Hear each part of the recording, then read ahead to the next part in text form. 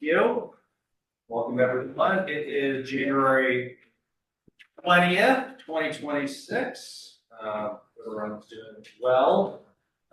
All this meeting's in order. Do I have a motion to all the orders at the agenda? Ms. Harrison, seconded by Mr. Gilmore. All in favor? Aye. Unanimous.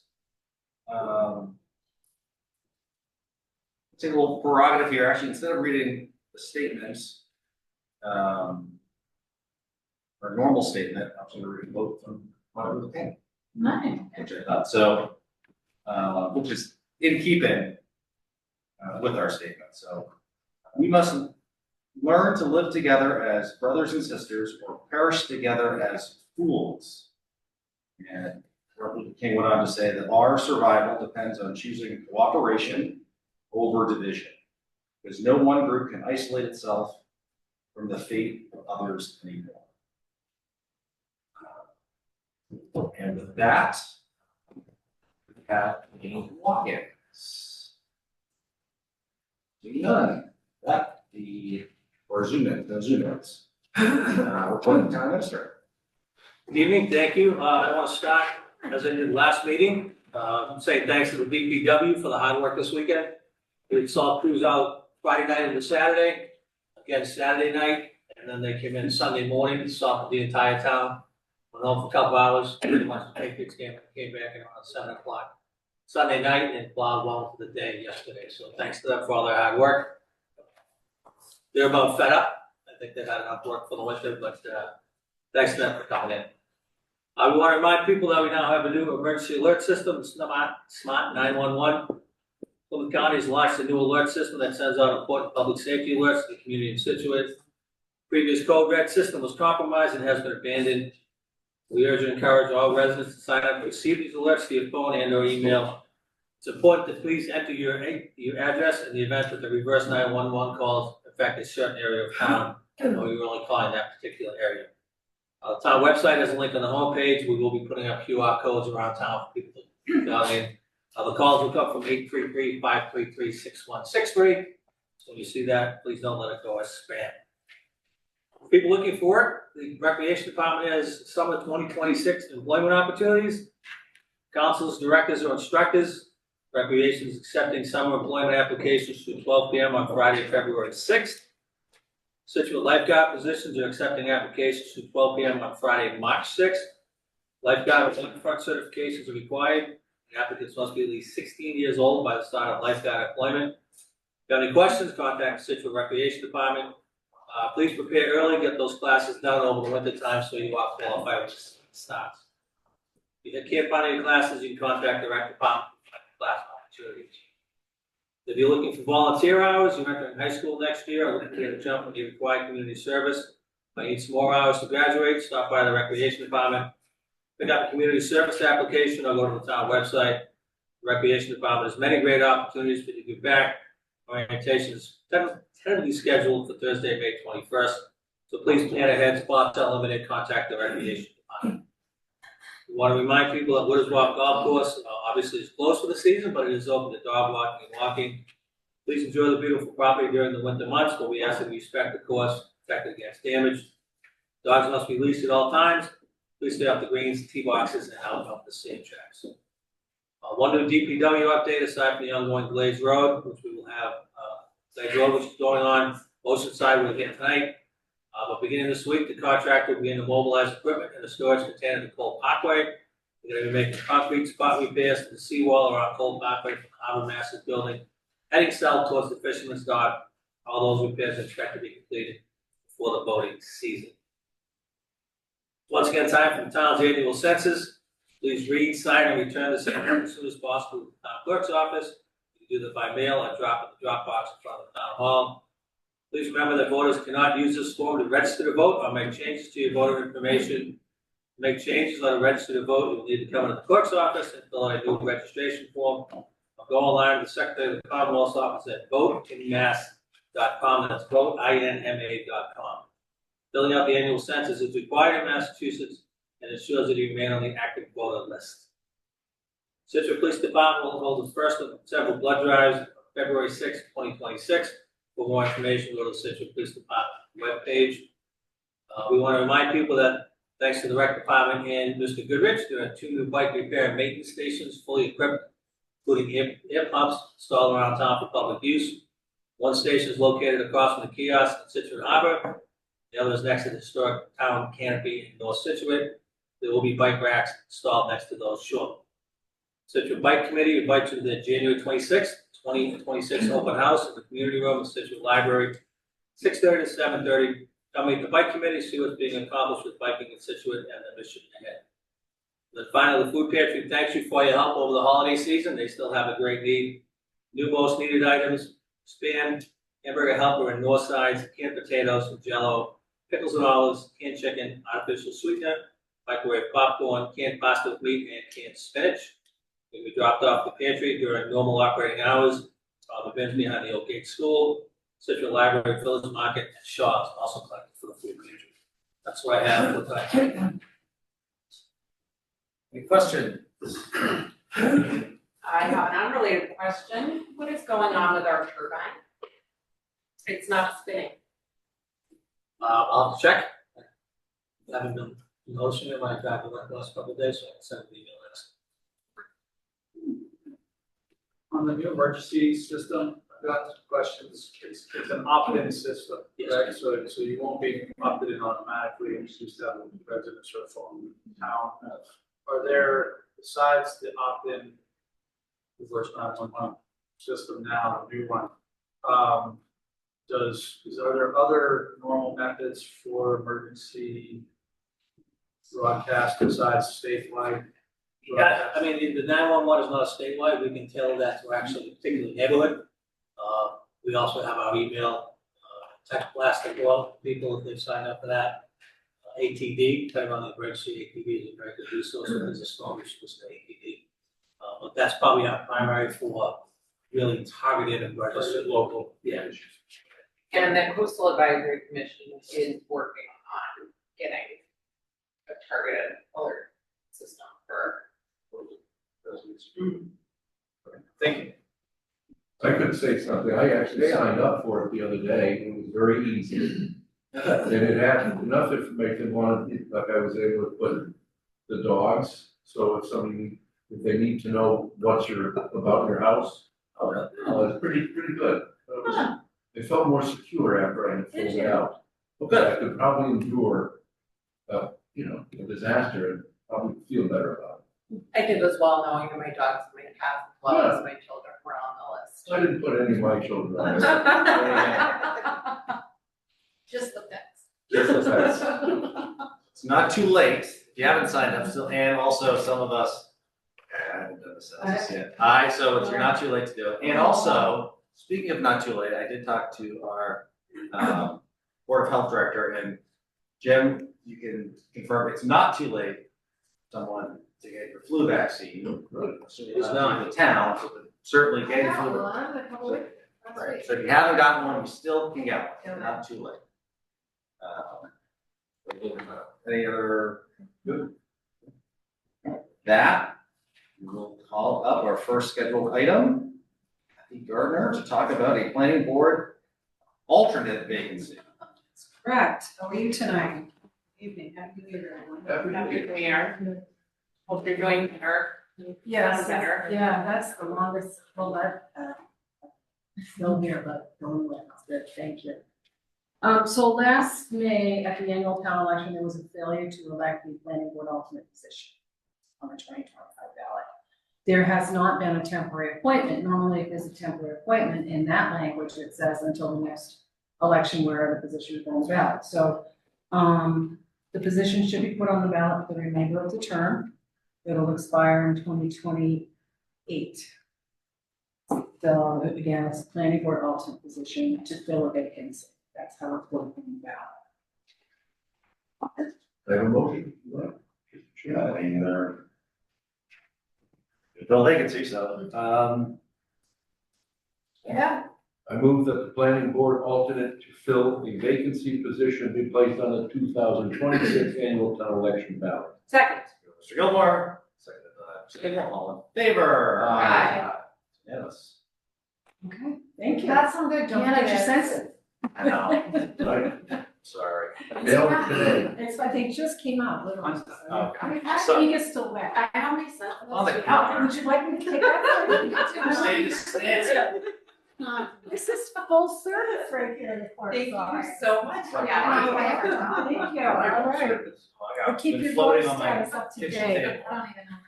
Thank you, have a good night, everybody. Good night. I said that, but like, came out last time I watched stamps. Christmas card, that was Okay. Nancy, let's talk about this very nice donation to the fire department. Michael and Susan Walsh made a very generous donation of $200 to the fire department for use by the fire department, in recognition of all. Lovely. Thank you so much. All be good. Well, good use. Sure will be. Move to accept a $200 donation from Michael and Susan Walsh to be used for the benefit of the Scituate Fire Department with our thanks.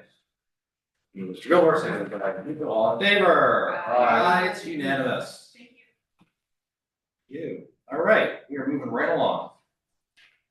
Now we're gonna talk about the change of on-premise restaurant annual wine and malt license. This is for 17 New Driftway, the Salt Marsh, which, and you can explain, but we'll already has one, but we did special legislation, so let's. Yeah, so when the salt marsh came into being, we do not have any all alcohol pouring licenses available. So they have a beer and wine license, then they had a seasonal license, which was not allowed to serve year round, it fenced off for 2 months in the winter time. We asked the governor to file legislation on behalf to give us additional liquor licenses. We asked for 7, the governor filed 4. The legislature then made changes, they did not feel we should just get 4 licenses for what we wanted.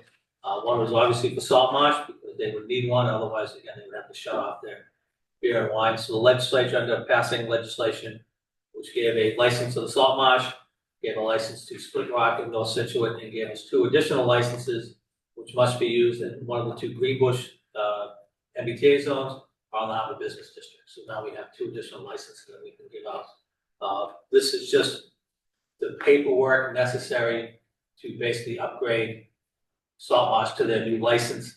It is specific to that location. They cannot transfer it someplace else. Although if they wish, they could transfer it to a new owner of that business, but,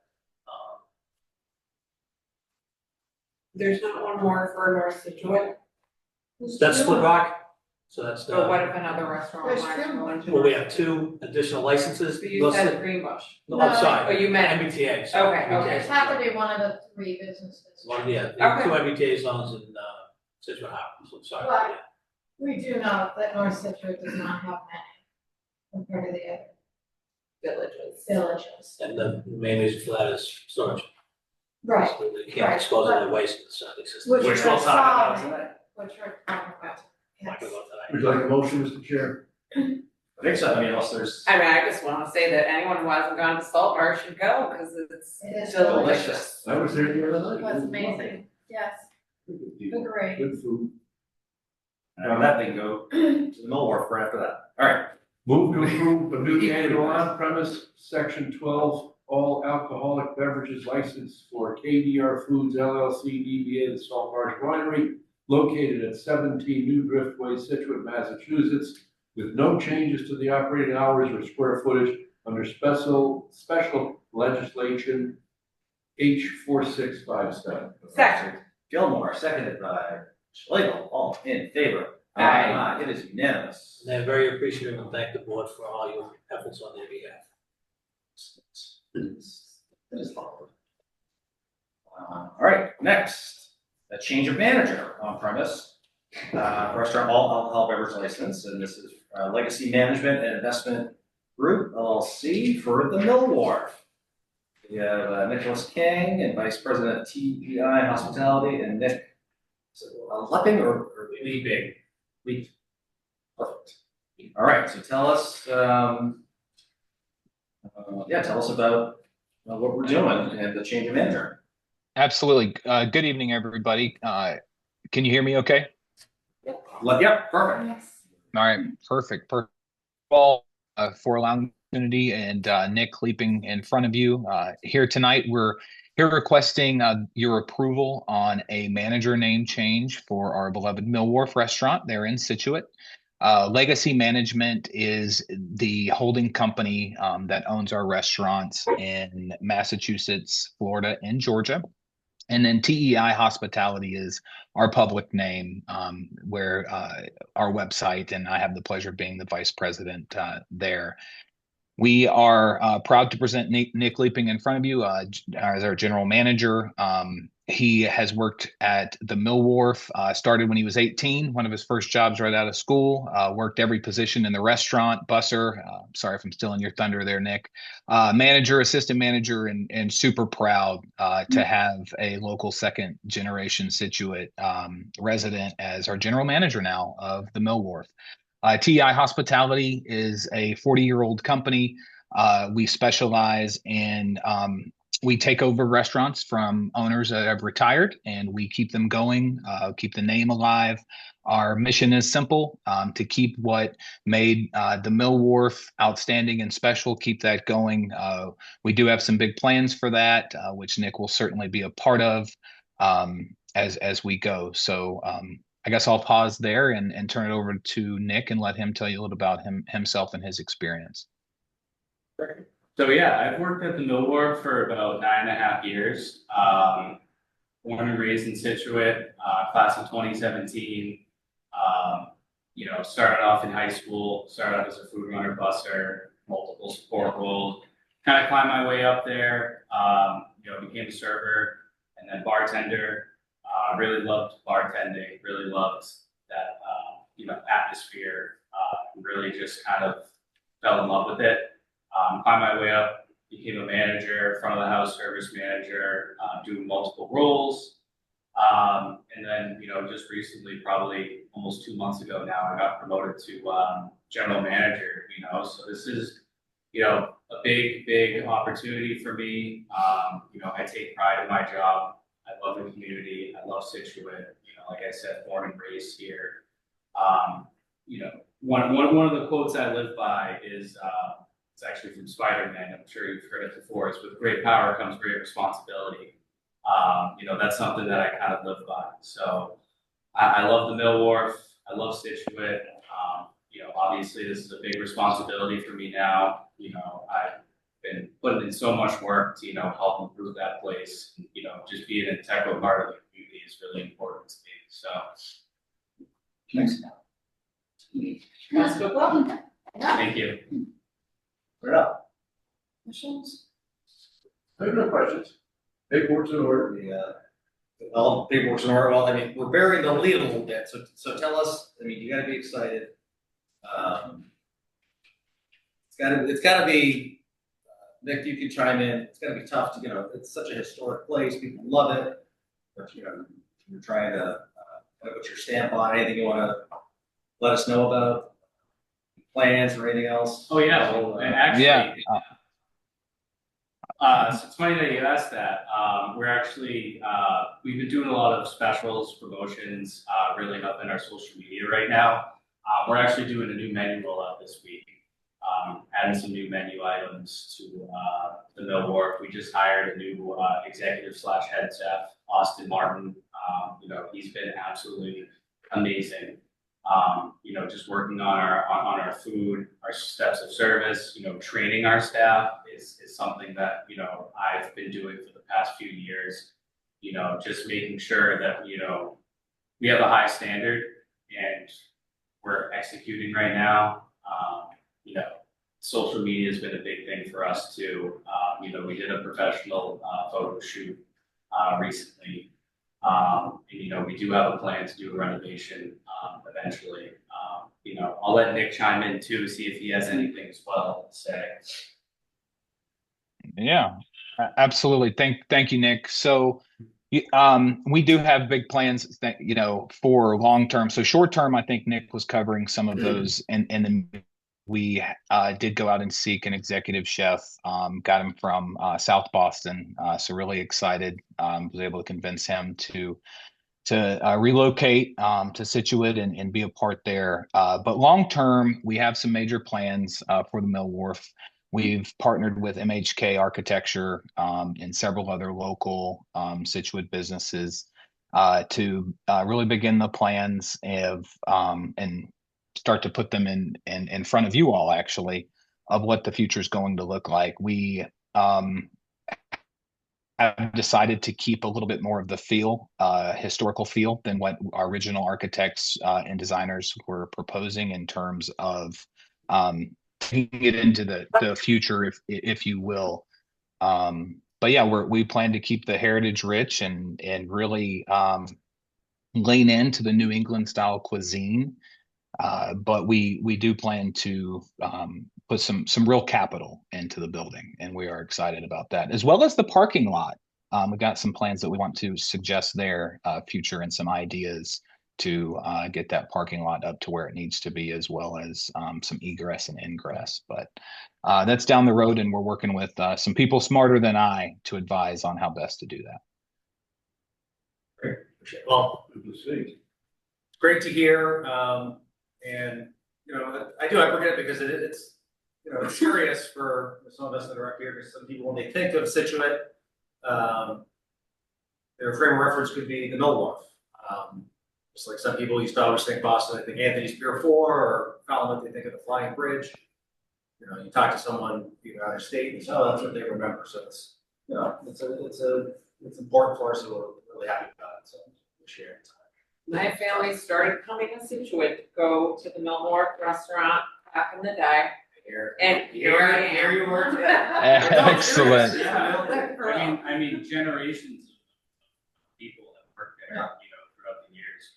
And I see so many people and little patrons come in, you know, that have worked there or have met their significant other there. You know, it's such a historic place. So many memories have been made there, you know, especially throughout my tenure, personal memories myself, you know, just have made so many great connections over the years. You know, it's really been quite the opportunity to have this role now. You know, also a fun fact about me: I used to be an EMT. I worked during the pandemic as well. So I have a pretty good experience when it comes to, you know, managing, you know, stressful situations. So. He had no trouble getting his CPR and choke certificate class, so we're good there. But my last piece I wanted to chime in. I know you've got a lot on the agenda, but the Dock Restaurant in Naples, Florida, is one of our examples. 1976, it was built. We've owned it for 5 years. We put $3.1 million into it. So if you ever go on Google and you look at, you know, try to get pictures from 2020, 2021, and look at pictures now, you can kind of have an indication of just the quality of work that we do at TEI and the money and the commitment that we put into our projects. Another one would be Pelican Pizza in Georgia. So I really encourage anybody that is curious, as I know how important the Mill Wharf is to the town. It's that important to us.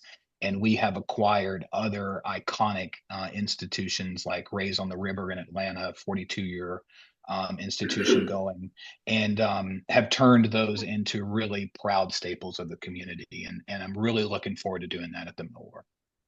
Good. I love it. Anyway, well, okay, well, when you do the menu rollout, Shari in our office, I know Jamie would love to just see it when it gets all rolled out. So, Absolutely. With that, I'll take a motion.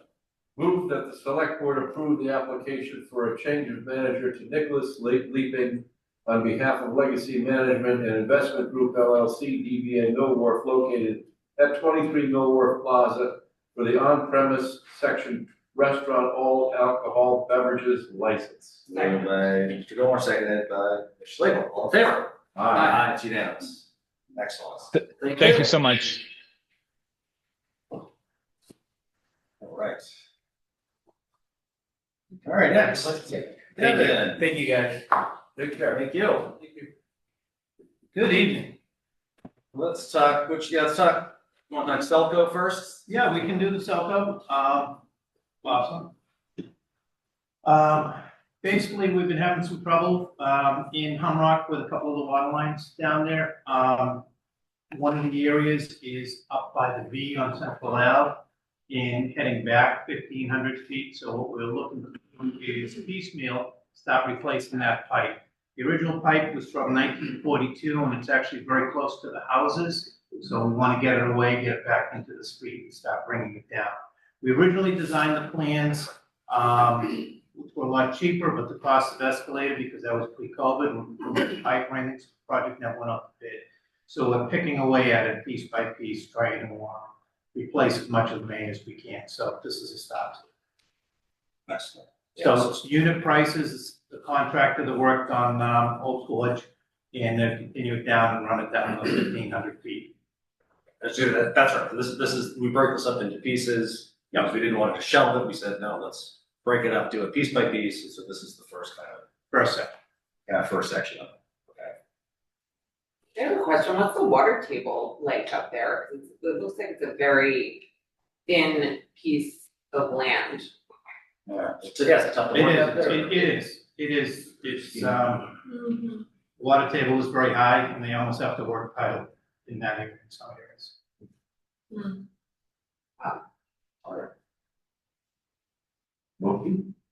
I have one question, Kevin, relative to, so you're actually talking about putting it out close into the middle of the road essentially, right? Correct. So once we've done the staged approach and we get done with the entirety of the project, is there already a plan for over paving, repaving Central once you're done with the report section? I want to say, I mean, time flies when you have fun. We repaved it, I was gonna say about 8 years ago, that section of Central. That gets really beat up because that's where a majority of the flooding occurs. So we get a lot of the rock and everything else there. That's one of the other reasons I want to start there, because if we ever had a blow up, the line would just disintegrate in there. We're going to replace it with ductile iron, and what we do is we wrap ductile iron in bags to keep it from being affected by the salt water as much as we can. And the ductile iron will actually hold up. If we did have a blow up there, the ductile iron would not break, so we'd be able to continue service to the northern section of Humrock there, because we've got that whole other neighborhood up top there where there's quite a few houses. Well, good question. Good, thank you. That's the motion. Move that the select board award a change order to Selco Construction Corporation of Pembroke, Massachusetts for $379,066. Moved by Mr. Gilmore, second by Nico. All in favor? Aye. Aye. Unanimous. Excellent, thank you. All right, let's talk Oceanside. Oceanside seawall. So tonight I brought with me, Jeremy is the project manager for both. Jen and Alex are the geotech design engineers. And what we did is, we've been having some issues with the piles that have been going in. And actually, this kind of full picture of where the new stairs are gonna be, and you can see the height of the wall compared to the people.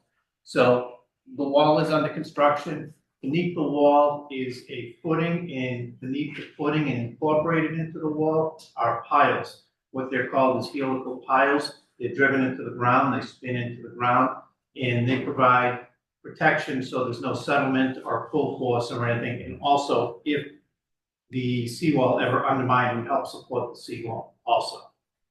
So, they did geotech borings around the area where we're doing the seawall and took a look and did soil conditions, and we included those in the bid.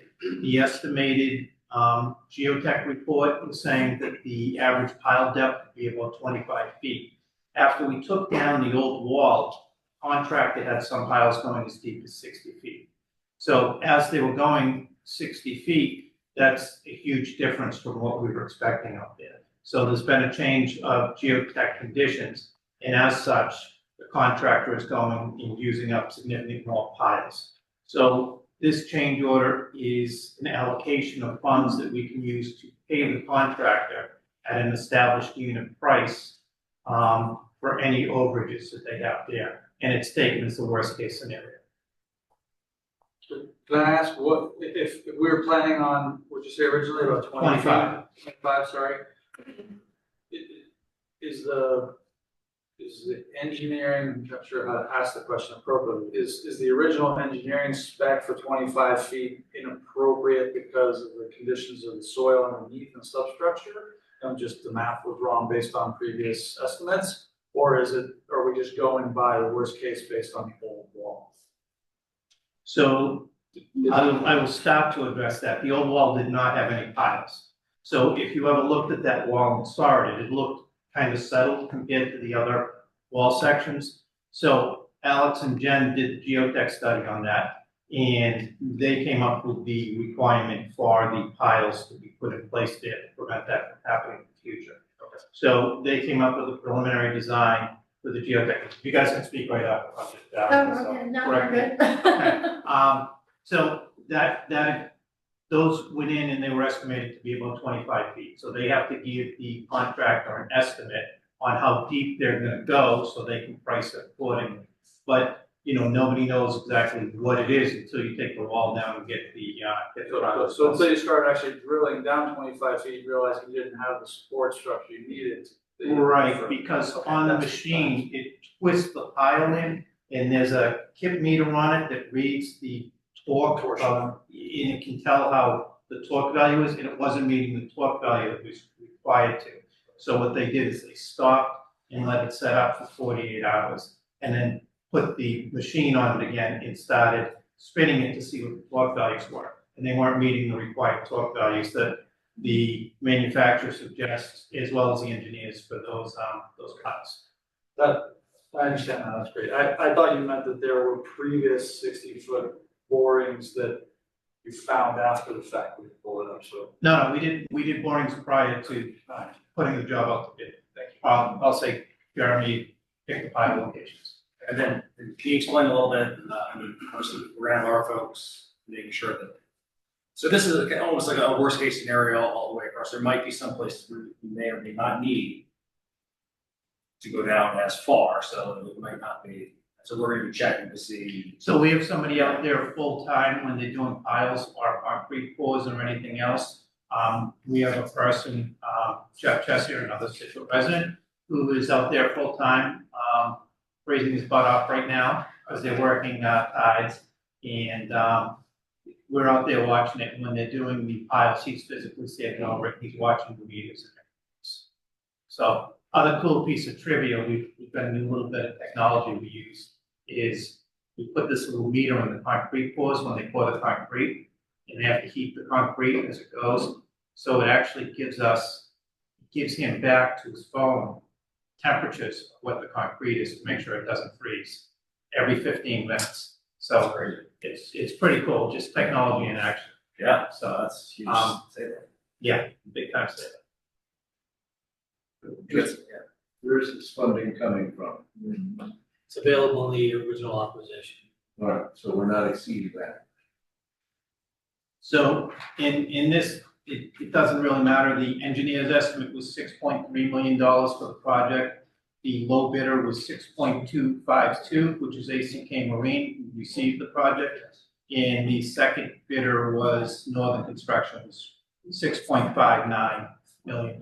So it's in the ballpark. And then the bids went all the way up to $14 million to do something.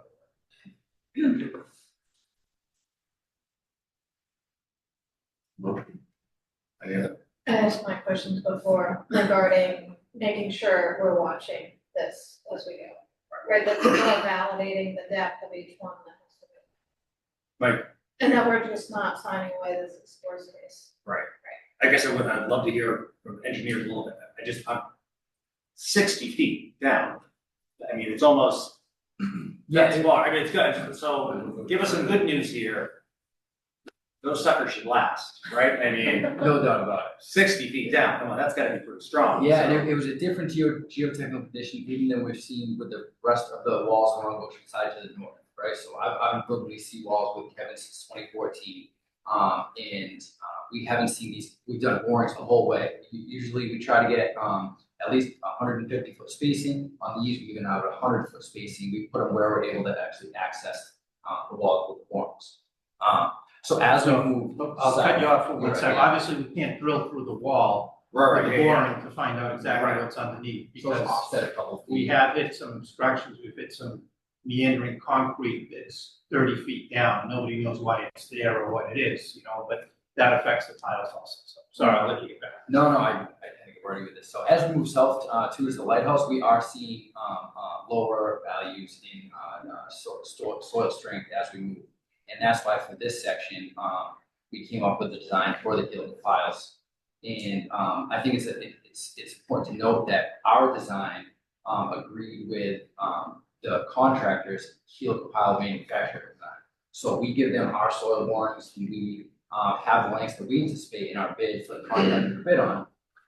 And then the contractor gets their own helical pile supplier, and they run their own calculations, their own engineers, and they agree with that 25 feet based on the information we have. So across the board, and then we started going in, and as Kevin had mentioned, there's a torque value that is correlated to the capacity of each one of those piles. And we're expecting to be hitting that torque value somewhere around 2025, and it would get firm for a minute, right, around like 30 feet, and then they would punch through a soft layer, and then spin, and then it would fetch up again around 50 or 60. And so we're just seeing this pocket. We're not sure how big the pocket is. As we move forward, that's what we're going to determine. We are, we've made some, we've worked with them a little bit on some of those torque requirements, and just kind of doing whatever we can to facilitate and reduce the cost of the town as much as possible, while also still providing a resilient. It's just, again, overall, it's so much more stable. Okay. The one thing I've learned, we gotta do it right, we wanna make sure everything's there. So I was sure. And I just thought, how tall is this room? 20 feet? Not even 15, so 60 feet, I can't imagine. Anything else? Good? No. Appreciate it. Motion.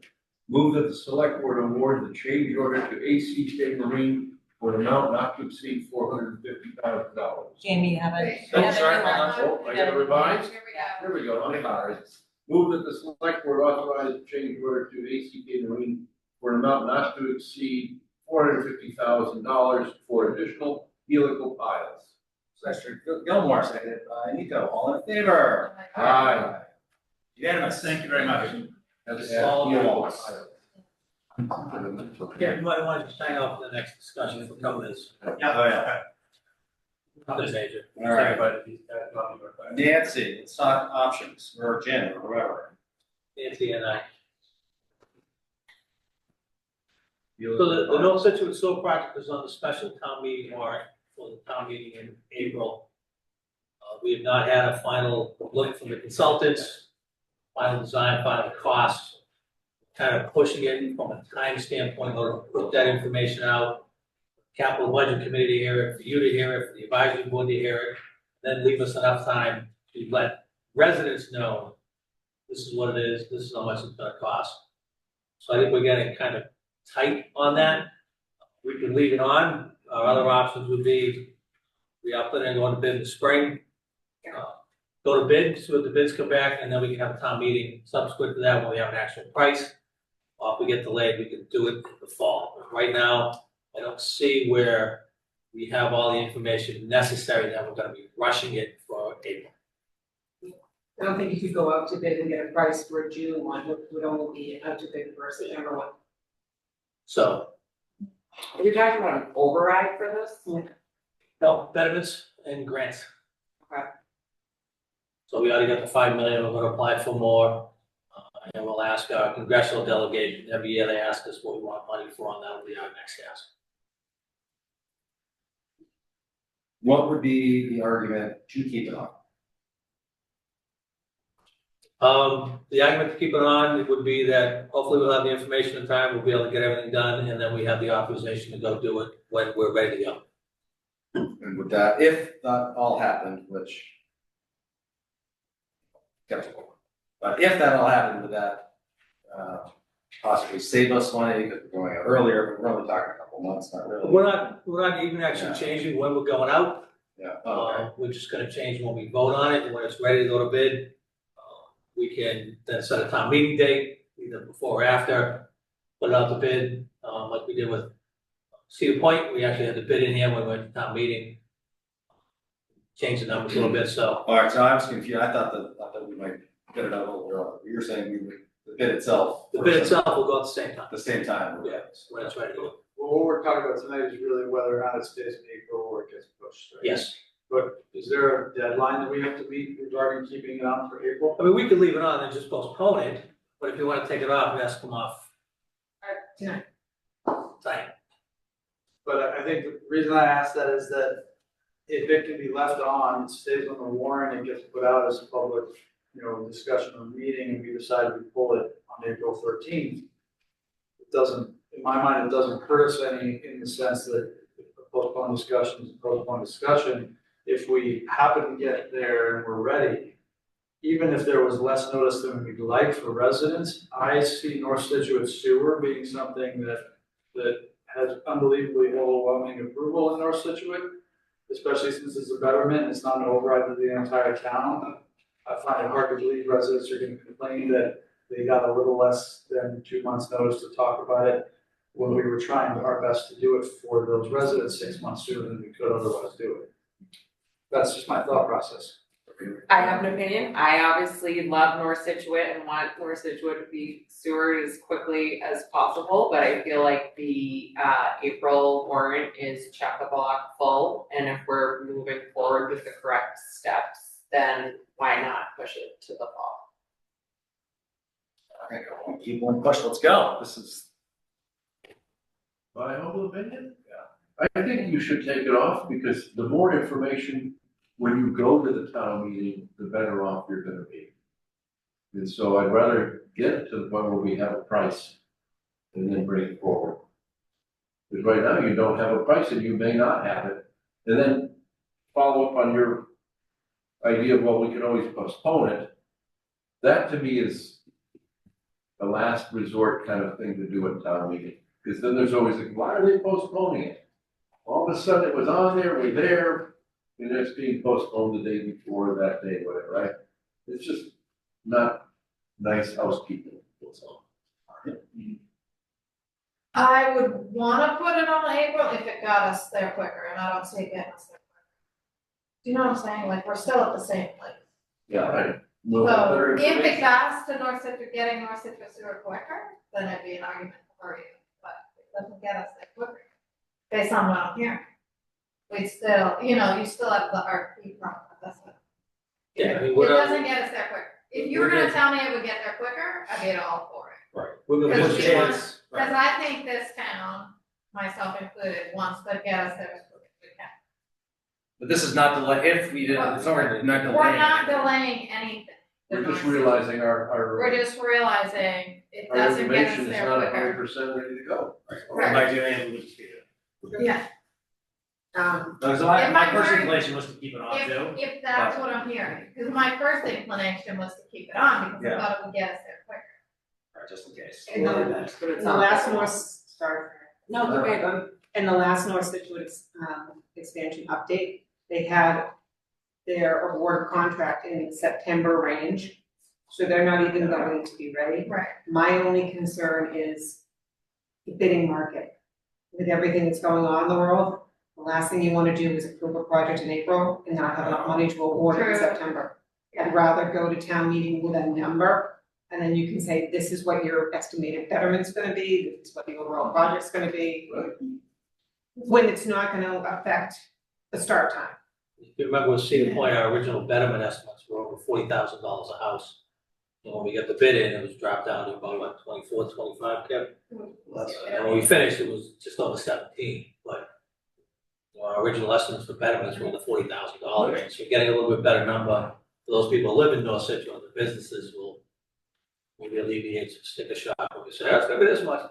And then, well, actually, it's not gonna be. And we can have a September fall town meeting, just a matter of a few weeks. So there's no problem with having September when we've had in the last few years. Alright, Better than I did a 180. So, motion? seems like good. Are we in agreement? What are we motioning? Yeah, what's the motion? Well, move to place an article on the fall special town meeting to be scheduled at a future meeting in September. Until we move it from the special town meeting in April. please. Motion to, Yes, remove it remove from. it. Okay. We have to move to remove it, right? Move it to remove. Yeah. So remove in April. Second. All right, so we have that's remove in April, and we're gonna push it to September 20. Move to place in September. Moved by Mr. Gilmore, seconded by Freya. All in favor? Aye. Any opposed? All right. It's unanimous, sorry. Thanks. Oh, Kevin, you may want to take this one too. Kevin. I should have read it closer. I Kevin. should have read it closer. I didn't look beyond the two items I had. Let's push this to the end. Oh, This yeah. This is a continuation of the discussion we were having at the last meeting about selling transfer station stickers to out of town residents. So before you is a proposal for a pilot program. Between 2025 and 2024 calendar year, we sold less stickers year over year. So you could make 150 stickers available or less and not impact current Scituate residents. It was 190 best sold between the 2 years. The question is, if you want to move forward with this, what do you want to charge and what's the number that you want to do it? Yeah.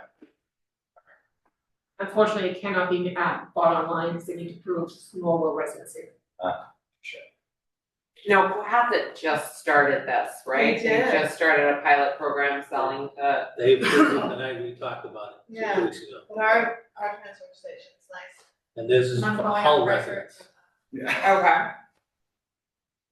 We have no idea how they're doing because they just started 2 They weeks just ago. announced it, yeah. 2 weeks What ago. are they Oh, this charging? could be just like, I would read, here when we better run a sale. It kind of worked. What are they charging? Do we know? No. Cohasset? Yeah, this is significantly more. Yeah, they're significantly more. This is a good deal. For if you live in Norwell, this isn't a bad deal. What is do we know what Norwell residents pay for, they only have pickup, right? Right now, that's part of that tax. $500. And it's covered by your taxes? Yes, although they're talking about initiating a trash fee. I guess, my first question is, I understand why we're targeting this as a possible pilot program with Norwell intended, because of what Norwell has decided for their residents. My question would be, why are we're limiting this currently to Norwell residents, other than Situate residents? Is there a reason we're limiting it to Norwell? They don't have transfers. I mean, yes, we could do it Well, to, why not Cohasset? If Cohasset's charging them $450 and we're gonna decide on $300, why aren't we making that sale to anybody who wants to buy this? Well, the people that are paying more to go to Cohasset are coming from Hull. Are you gonna drive from Hull to If throw somebody away from your trash? Wisconsin wants to drive their trash here and pay to get a sticker, I'm asking why are we specifically saying mobile home? That's my question. well, They don't have a transfer station. I get. okay, so I'll tell you my reasoning was, I didn't even know if this, when I thought of this, I didn't know what the pushback was gonna be. There were people were gonna be like, oh, we don't want tons of people. So I tried to find the path, all honesty, the path of least resistance. I said, Marshfield, they already have one, Cohasset has one. I'm not trying to cause like a bidding war. It's my thought, between like, oh, should we go there? Like, I'm not trying to compete. When we sell beach stickers to non-residents, we Yeah. simply sell them to non-residents. We have a resident price, we have a non-resident price, and there's a limit on how many we sell to non-residents. All I'm saying is if we're gonna try a pilot program, why does it matter whose trash we're taking? They have to follow all the same rules, they can't throw concrete, they can't do this, they can't do that. As long as they're following our rules, why are we limiting it to one certain type of non-resident? I understand Yeah. the Norwell piece. I'm just saying, we do it with beach stickers to any non-resident who wants to come to our beaches. Well, that's different, because you see, Marshfield has a transfer station, and Cohasset has a transfer station. So I can understand why Cohasset is going into the whole marketplace, because they don't have a transfer station.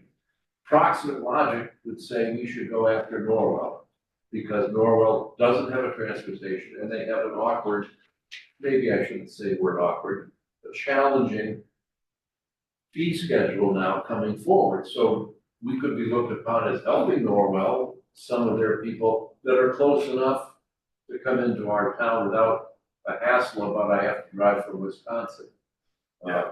Most people aren't gonna wanna shuffle their trash in their VW or whatever much further than they have to. And also this really impacts the town, like, I've, Easier. we're doing that, I mean, one of the reasons I think should do this is that it impacts our bottom line of trying to get additional revenue. That's my point, is that the revenue is coming from whatever outside of town revenue, that's a win for Scituate. Right.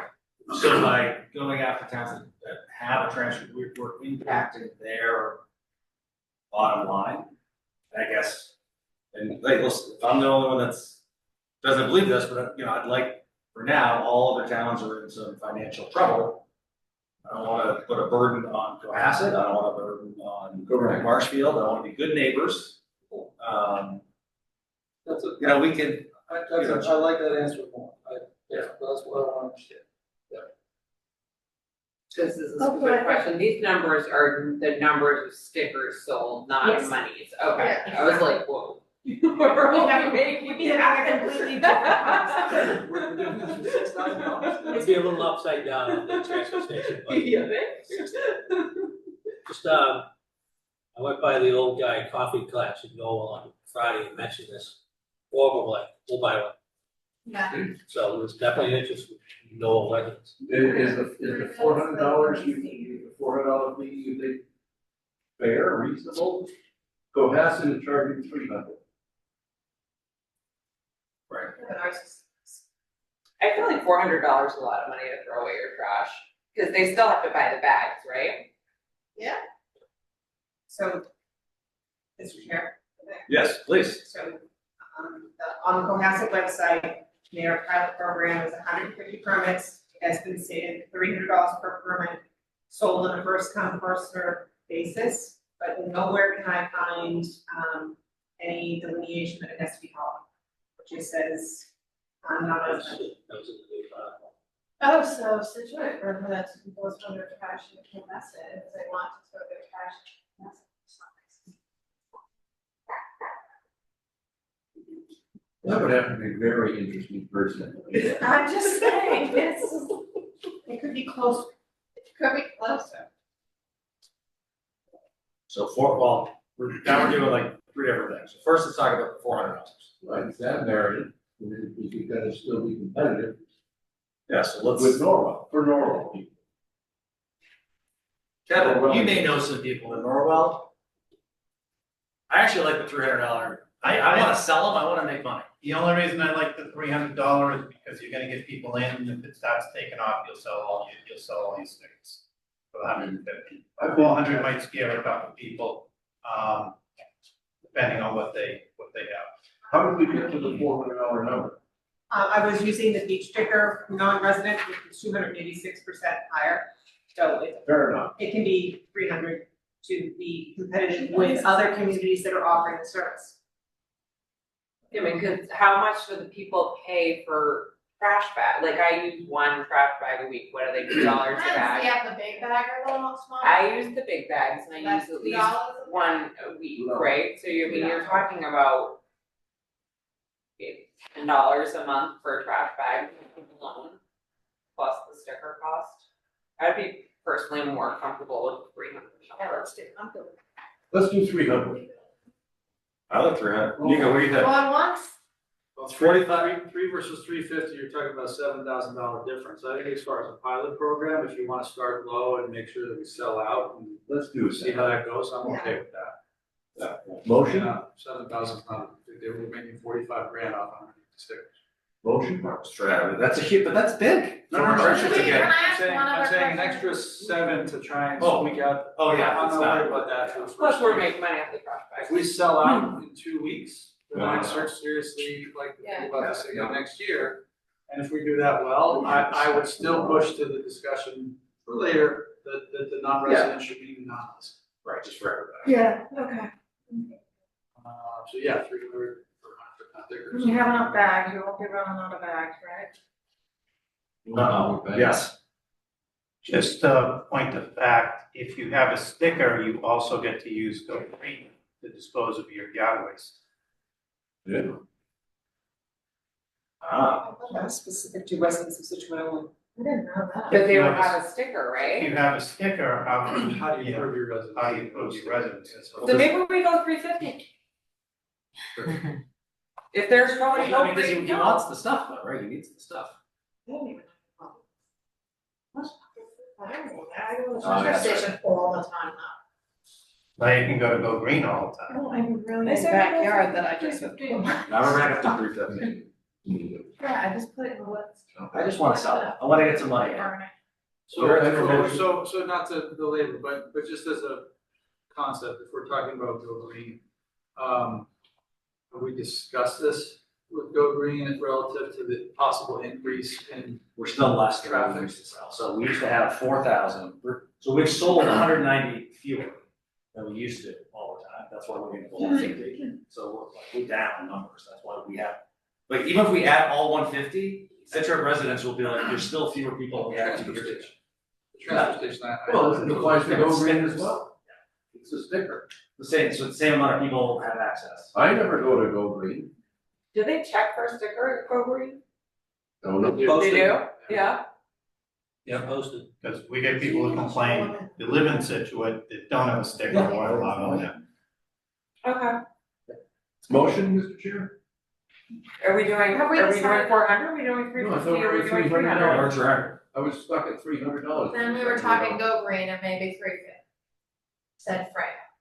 Where wants 350? A lot of people don't use Go Green. I don't understand the. Maybe the appeal to come to Scituate is to, There's a lot of trees in Norwell. This is a pilot. This is a pilot. okay, 300. And then, right, we maybe only 11 people buy it, and then we gotta And we're have like 250. Stupid question, we have no responsibility to continue this next year if it doesn't. Nope. go No. well, right? Total pilot, just try it. It could be. I would stay at $300 and let's just see if you sell out. Yeah, we could sell that, we could sell 7. And if there's a Or big run, six. if there's a huge run on Go Green, will it? 6 or 7 or 9. Had to do it. Okay. All right, now we'll take a motion. Move to sell Please. Scituate transfer station stickers to Norwell residents for the cost of $300, not to exceed 150 stickers in total for calendar year 2026. Non-resident Norwell stickers are restricted to 1 each Norwell street address and have the same disposal rights as resident stickers. Second. Moved by Schuler, seconded by Correa, all in favor? Aye. Aye. New friends in Norwell. Will also come. That town's gonna look a lot neater. Oh, they're gonna come, and they're also gonna go to the restaurants and other, like, Yeah, nothing like. They're gonna grab a donut. That's what they do. I go to the top in the. no, they get a cup of coffee. The transfer station. I like to go 8:30. Yeah. Fine I dining. know. How many, Mornings have breakfast. how many parents take their kids to the restaurant and then go get some donuts? Not a lot. I do too. Thank you. A lot more small little purchases or get some scratchies. In terms of Go Green, it's everybody I know Noel burns. Yeah. So there you go. Because the burn permits are free and you just stack your pile and light it up. What are ours, $10? 15, 20? Fun. Just too dry. Alright. Mordecai Lincoln, would love to say I had backup. Thank you, Kevin. Thank you. Thank you, Kevin. What's going on? Would you like to see Last mine, screen. Mr. Chair? Thank you. I meant to, thank the VOTEC. They were out there today, including my son, putting in the windows. Wonder. So they're working out there. Nancy worked up a, at the court, at the caretaker's cottage, yeah. Nancy went online, found a sample RFP. Because it was a public building, we have to do a good process to lease it out. What you see in front of her is what we came up with. She did all the hard work and I just made a couple small comments. This will allow us to go out, find someone to rent it, and hopefully have someone in there in the spring. Question is the board see anything they want to add, see anything they like, want us to take out, we'll go from there, but, yeah, they were working hard today, so it's coming along, the cottage is It coming along. is. And the Septic is done. septic hookup happened as well. I don't know Yeah. if they all got that state, I was doing that, I think that's finished. which is nice. You can flush it like. So I actually have a question. Can you run through the price proposal form? Like, it looks like there's what fair market is, and then at 60%, 80%. Yeah, and that's one of the questions. How's that gonna work? I guess, I don't, That's if you want to make affordable component of the bid. So you don't have to do it, this is from the, city of Salem that, I thought we Borrow. couldn't have this be affordable. You can, it doesn't count, it's not Oh, being it doesn't restricted. count, okay, This is the fun rule where you can have Okay. housing that's affordable, but it's not affordable housing. okay. So It our doesn't housing count. could be affordable. It's technically affordable, but it's not gonna count for As my affordable total. housing.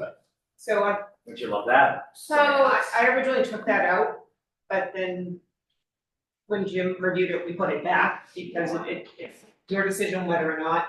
I mean, there's not a real big difference because you're going to be taking funds off potentially for the services provided by the tenant. So they'll be getting below market value anyways.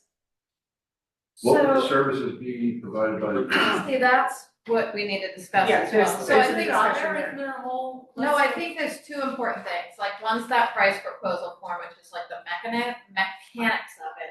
And then there's a list on page Well, it says- 58, Agreed to provide services outlined in the RFP, right, but which then, is 58, but is. but this attestation is all the stuff, right? That they need to do. They would, or not need to do, it would be if they were gonna get a deduction from their rent. Or is that, or am I misunderstanding that? I think there's some things you want them to be responsible for. And then everything else is taken care of by somebody else. I wouldn't leave it open. So that's where the board has to make their decision as to what's important to them. Well, I guess that's where I see some of the difference, right? Like, there should be a yes, at all times you need to, for example, pay utilities, electrical, oil Yeah. for that specific building, right? But then if there were any minor renovations that someone would do, that would be like taking out of your total rent, right? Right, so this Pretty would be- much, so we really should, at that attestation, there should be two buckets. There should be like a baseline. That they're always gonna Minimum do. required performance. Or am I misunderstanding this? Yeah. Because to me, it seems like Okay. not delinquent on taxes to the town, right? Like, there are certain things like Insurance. insurance and pay utilities. Monitor the condition of the property day to day. So there's these certain like baseline, I think. And then there's possible additional things, and then those additional things would be taken out of their rent if it was. It all depends on if you want to structure it that way. You can say these are the functions that we want the caretaker tenant to do. So if you're interested in responding to this RFP, these are what you're going to have to do in order to be a successful respondent. And then what is your proposal for rent? Period. And then take out all of the other structuring of the deduction of what you're going to do, and just have it be one amount. And then the person, sorry. Nancy, when it comes time to choose the lessee, is the board doing the choosing and reviewing, or is it historical? Mordecai is all of you guys. Yeah, That's what historical said, thank you, but no. Jim Duchamp has his hand up. yeah, so also, I should mention, our chair of Mortality Committee did call in. I did send them this just to review. Oh, absolutely. And they definitely had some really good comments. I had some comments as well, and so, yeah, he may, just for context, that's. Yeah. If, I don't Jim. know, Seth, I'm working on, we might wait a minute. It looks like he's good now. Jim, you should be all set. Thank you. Can you hear me okay? We can, thank you for Perfect. calling in, Jim. You're very welcome, and thanks for the committee's progress on this. A lot of great work here. But there are three different sections at least that talk about some of the responsibilities. There's the attestations, if that's the right way to pronounce it. Then there's a minimum requirements criteria. And then there's comparative criteria as we evaluate applicants. So one input would be those need to be fully aligned. That's comment number one. Number two is what Susan, I think, was referring to is it's hard for me as I read this, and the committee has spent a little bit of time on this on and off, this role. Some of this reads like we want a maintenance man or person. And some of it is a little bit more towards a caretaker. There's even language under the criteria that talks about hosting social events and fundraisers.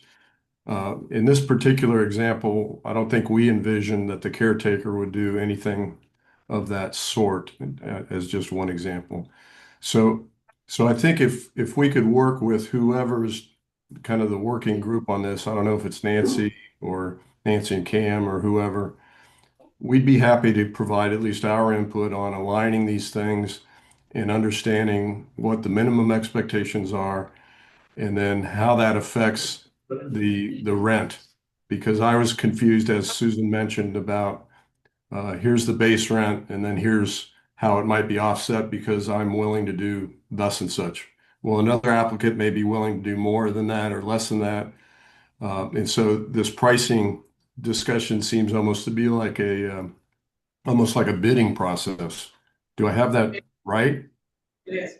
Yeah, it is. So But I will, So, yeah, go ahead, do you have something else? the other thing, and then I'll be quiet, which is hard for me, but the role is a little bit unique, and maybe every one of these roles is unique, but there's a caretaker cottage that we want to make sure we're understanding the legalities of somebody who's running that particular structure. And then there's almost 6 acres of property. And so when we talk about snow removal and maintenance of the grounds and lawn cutting and all that, that's like facilities work. That takes major equipment and those kinds of things to do some of those tasks. So it's unclear where that line of demarcation is between, what I at least think of as a caretaker, a presence for security, eyes and ears, touring the property on a weekly basis, maintaining logs, flagging issues versus, no, I'm the superintendent of the property. I'm the first line of defense for repairs and this kind of thing. I'm open to what is right. I'm just confused as to what the vision of the board was when this was drafted. Jim, thanks for that. My feeling is that I agree with Jim on the concept that currently it reads like a bidding war. We're asking for people to come to us with what level of involvement they want, and we're trying to come up with some kind of scalable concept of what rent is based on what we come out with. For 2 reasons, I think we should rather choose a level and stick to a level. One, because I think that for consistency purposes, we're not the historical society. I don't know that we want to be in the minutia back and forth every year about, renting to a different tenant that may or may not want this level, that level, et cetera. And then have to still worry about who's doing the rest of it. It still has to get done. So I think there should be a minimum expectation of whoever's going to rent the caretaker cottage, similar to the lighthouse keeper. So that there's a standard that we stick with so that DPW knows what they still have to do on that property, and the rest of it is in this one bag, and you don't have to retool this every single 12 months. The other reason, and maybe I'm misunderstanding, but this is my learning curve. If this is an RFP that we're putting out, how does the finances of a low bidder RFP concept work with the concept of a sliding scale of workable? I get a contract where an engineer has to, formalize a minimum requirement, but if our minimum requirements aren't set, how does an RFP even work? Well, that's what we're here to get this resolved. So to me, but I'm saying, if I'm understanding that correctly, then I think we need to set a bag and put certain things in that bag and set a standard that's going to stay that standard, so that when we revisit this over and over again, not only are we not in a legal question, but also we just know what we can expect from tenants. And Jim's point on the Zoom is well taken because this is a 1-bedroom cottage I understood that this caretaker would be the guy that locks the gate, keeps an eye on the place, takes care of his own cottage. But the idea of plowing the road and doing the field and making sure the trails are clear and ultimately taking care of the house itself, the bigger house, I don't think that's his game. Security maybe, the eyes and ears. But that's kind of the point of this discussion. Yeah. What do you envision this Right. person doing? We put all this stuff in there. Yeah. What do you actually envision for this person to do? We don't even know what this property's doing yet, do we? No. We don't know what the building, No. we don't know what the big building is. But, yeah, I mean, we kind of We know. know that know there's we've got a walking trail. trails, we know that Running there's and a using story, we know There's, that. there's Water wildflower slides, gardens, there's Kayak walking launch. areas, there's kayak launch. so Yeah, it's, Right the now, we majority have of the it is recreational conservation. recreational side, aside from the main building itself, the house, the historic house. That's where we still don't have a use yet. But that may be where you might have hosting, Correct. someone giving tours. But I don't think that that's the responsibility of the immediate need to put a caretaker in the cottage to have a set of eyes on the overall property, plus his or her responsibility. I was envisioning maybe it would be somebody that works for the town already, that has a position in the town, that could use that place for affordable, to actually be able to live in this town. Someone who's good at fixing things. And yeah, that's got a good, and it has I'm out. a regular sense of security about things and understands what property, you know. I agree with communication. Nico that we do need to have a list of requirements. Right. And then this is the fee, instead of being like, okay, who are we picking this year? So I guess my question, do you Kinda all want over us, the place. Nancy and I, to be with Jim and the I historic? think that's a great idea. Yeah. See what they want, and then come back to you. Yeah. I agree with that a lot, because I think that this is ultimately, this is a beautiful property, and it's really, I think this is going to garner a lot of interest. And I put this really akin to the lighthouse keepers discussion, because I think there are probably a lot of people that are going to want this tenancy. I might want. And I think that we can ask for the tenant. The rate to me is not as relevant as what we do ask the tenants to maintain. And I agree, there are certain things like the main house that they're probably not in a position to deal with. But I think that having an idea of what the maintenance is around the trail, et cetera, or on the property, or as eyes and ears, I think that all needs to be itemized. Yeah. So I think it would be great for the historical societies to give us some perspective on how they've done it in the past, so that we can make that list. I think bottom line for Nancy and I is, someone's gonna take care of the house, the caretaker's house. And one of the big things for me was the gate. Right. Well, we don't lock any of our places. Do we have Why a would we gate? lock, we don't have a gate. There's a Why gate? would we lock a gate? Because I have an empty house sitting there. Yeah, but That- when- I think at sunset, Attractive. at sunset, when the property closes, the property should close. What is another piece of property in this town that we put a gate up? Nothing. Why would we lock property? Carl Pipes closes.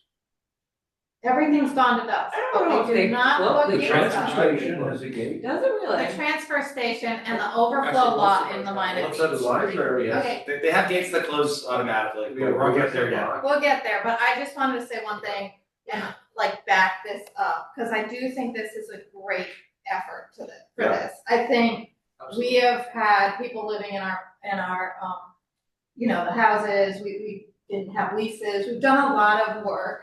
And I think this is the first property where we've really done a search, and I think that this is the right track.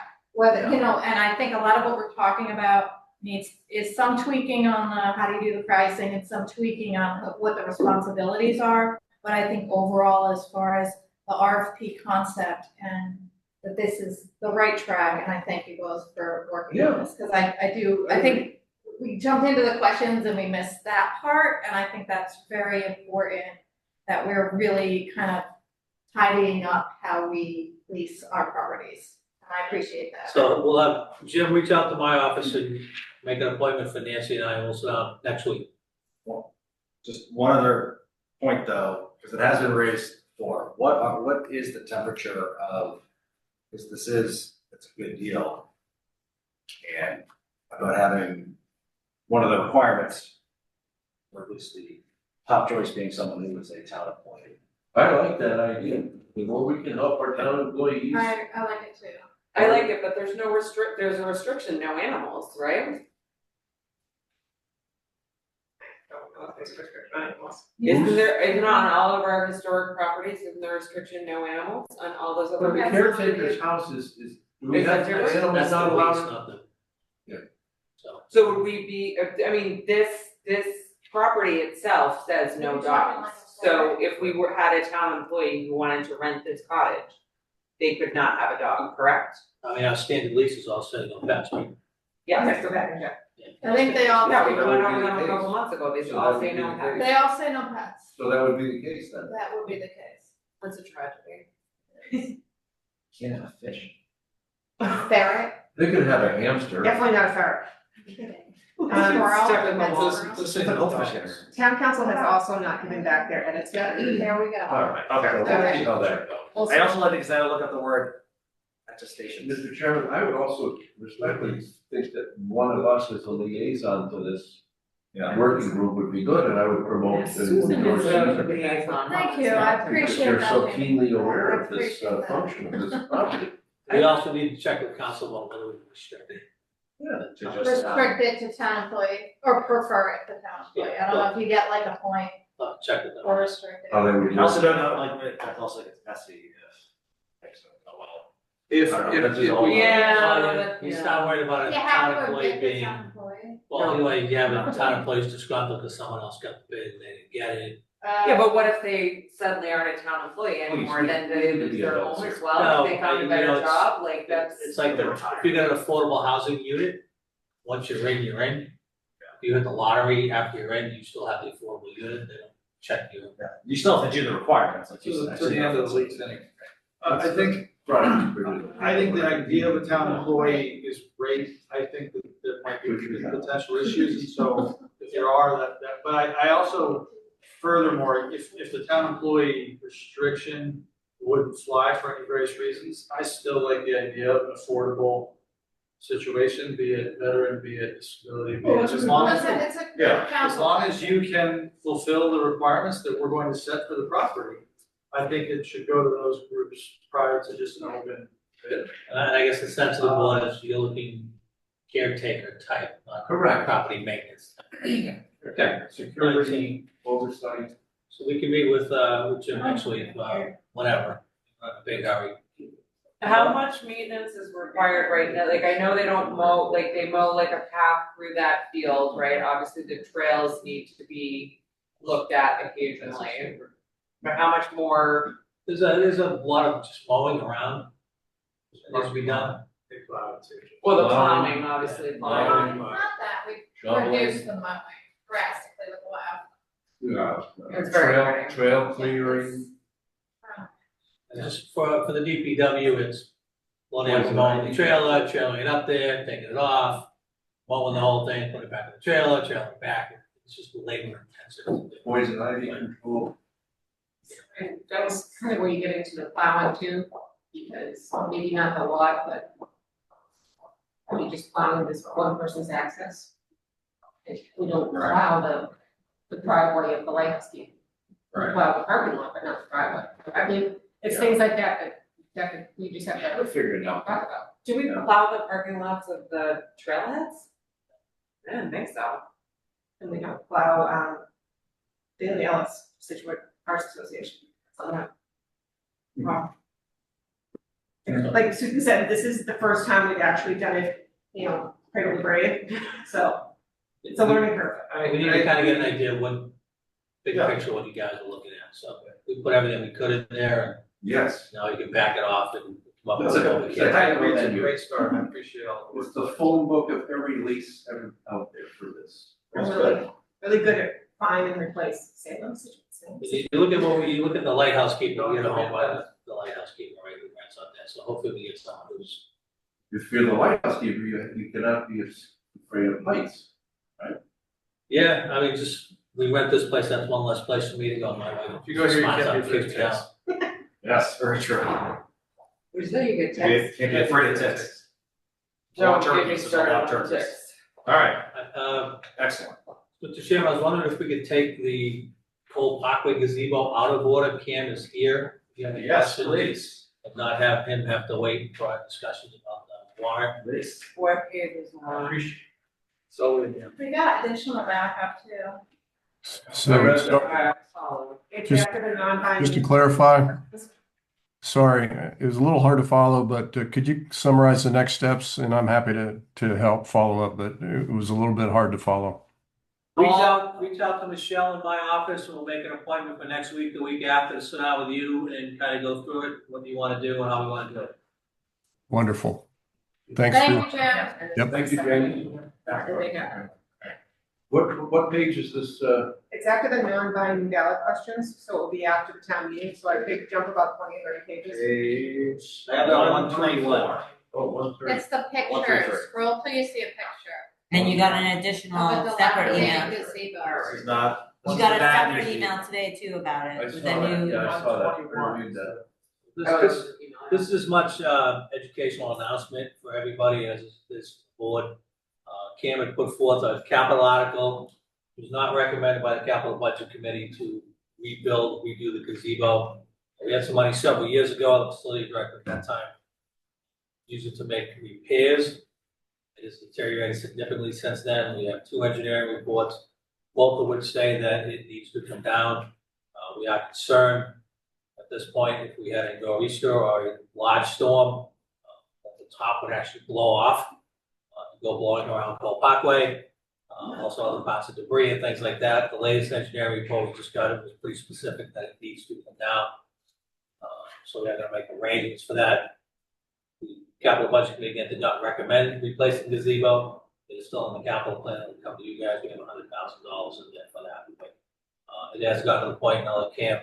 Why did they not recommend it? Just because of the timing, because of. Oh, the whole whole Parkway. Yeah. One of their questions was, would the Cole Parkway redevelopment project have any impact on that? I checked that with Corey, the answer is no. and they didn't say it's a safety hazard because it was standing in the obviously.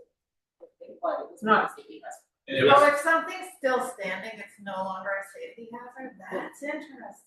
I was just gonna say there's a process to it too, and that's why it was still standing, we didn't wanna just go down and Yeah, rip it down, you know, that's Right. not my, we need Right. to have a conversation about it. That's, you can only do that at the White House. If we had just taken it, if we had just taken it down, we would have been accused of tearing it down, so they have to give us the money to put it back up, right? It was a 2-edged make it sword, a so. ball. maybe we sell it tomorrow. Is the family who this is dedicated to still in town?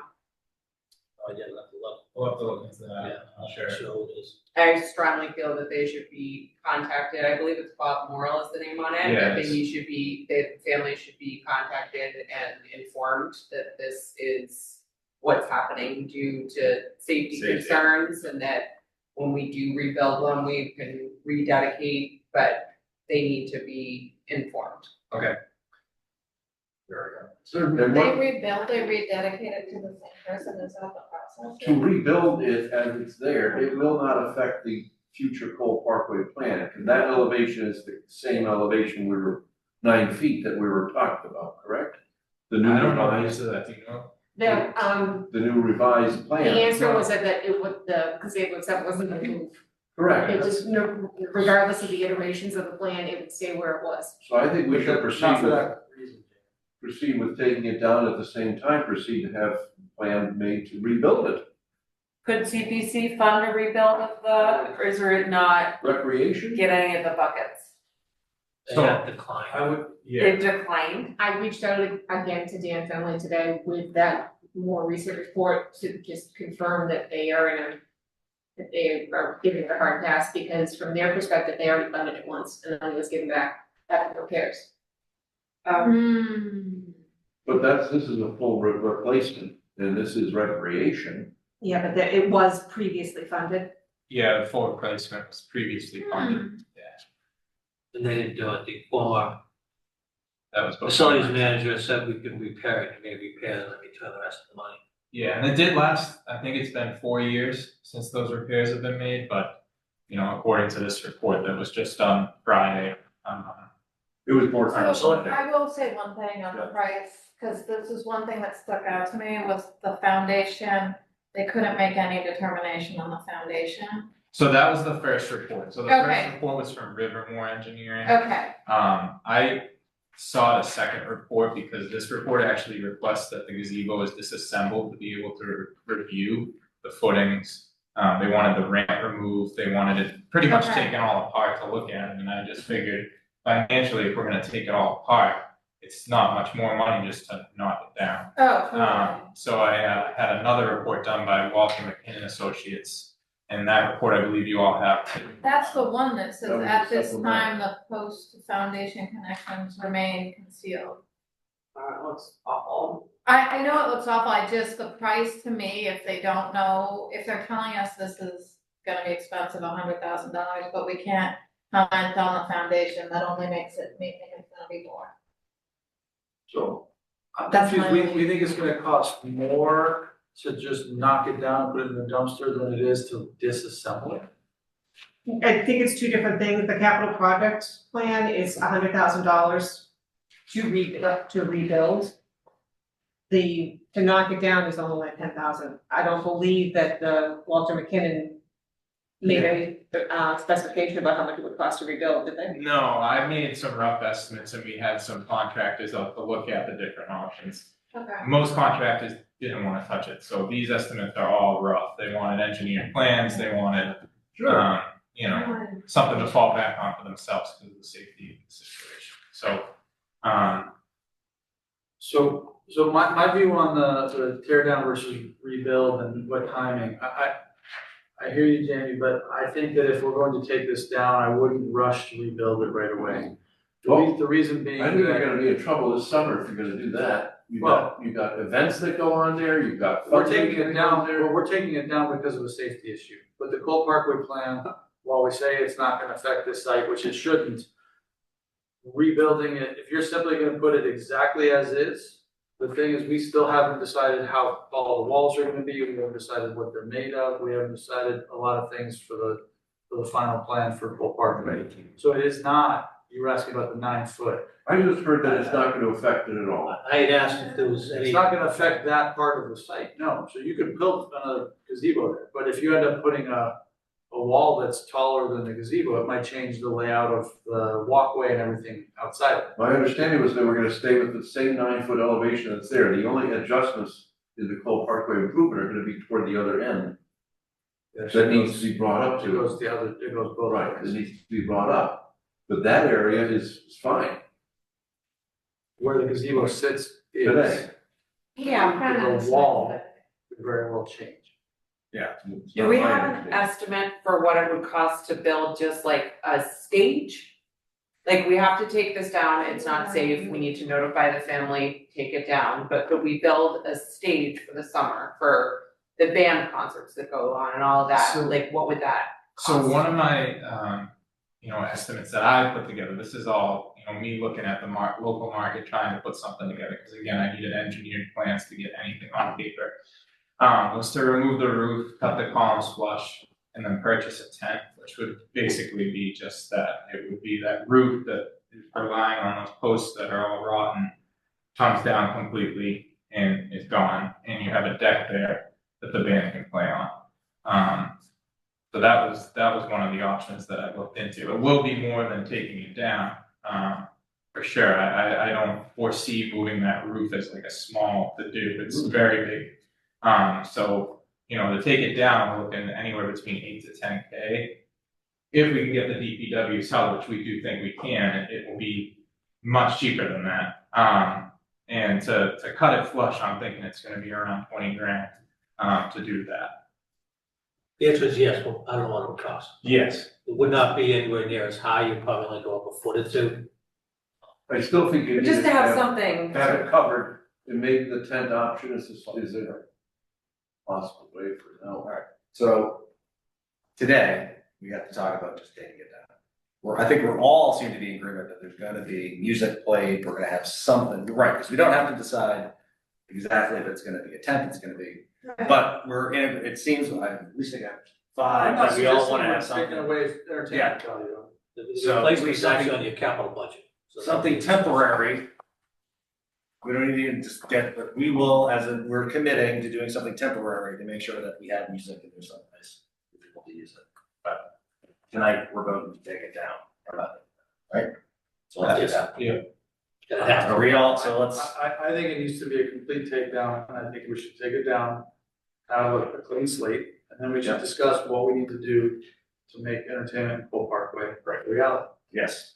I would like it taken down, but I would like the family notified in writing prior to it being We taken will down. notify them. We have to tell them. That's, Then I have a motion if you'd like. because all that, like, what we're gonna do after taking it down, you're right. Next steps. Right, because we also may never pass it, we never pass. The voters may say, no, we're not doing it, so. He's a we'll very sit cool and- music teacher. So yeah, let's do that, and then we'll make sure, just so people know, there will be music. I think for safety you have to, so motion, Motion, please. then move to direct the town administrator to work with the facilities director to address the safety issues at the Cole Parkway gazebo, including demolition. Moved by Mr. And Gilmore, notification of the family. And we will notify the family. so moved. So moved and seconded by Nico. Moved by Jamie. What's your name? Jamie. Okay. Favor? Aye. Aye. It is unanimous. Thank you very much. Thank you. Thank you. Oh my God, my kids love Yeah. Everybody loves that thing. No one's running around last Jamie week. loves to run around. And you and with Mr. Mordecai can do this. Back in high school. Mr. Chair, do you need like a 5-minute break before you move on to the next All agenda? right, give that monitor. Yes, let's take it to them. Okay. What are we doing? Seth, we're taking it to the. Right, we are back. And we are now on to the non-monetary special town and annual town meeting articles for April 13th.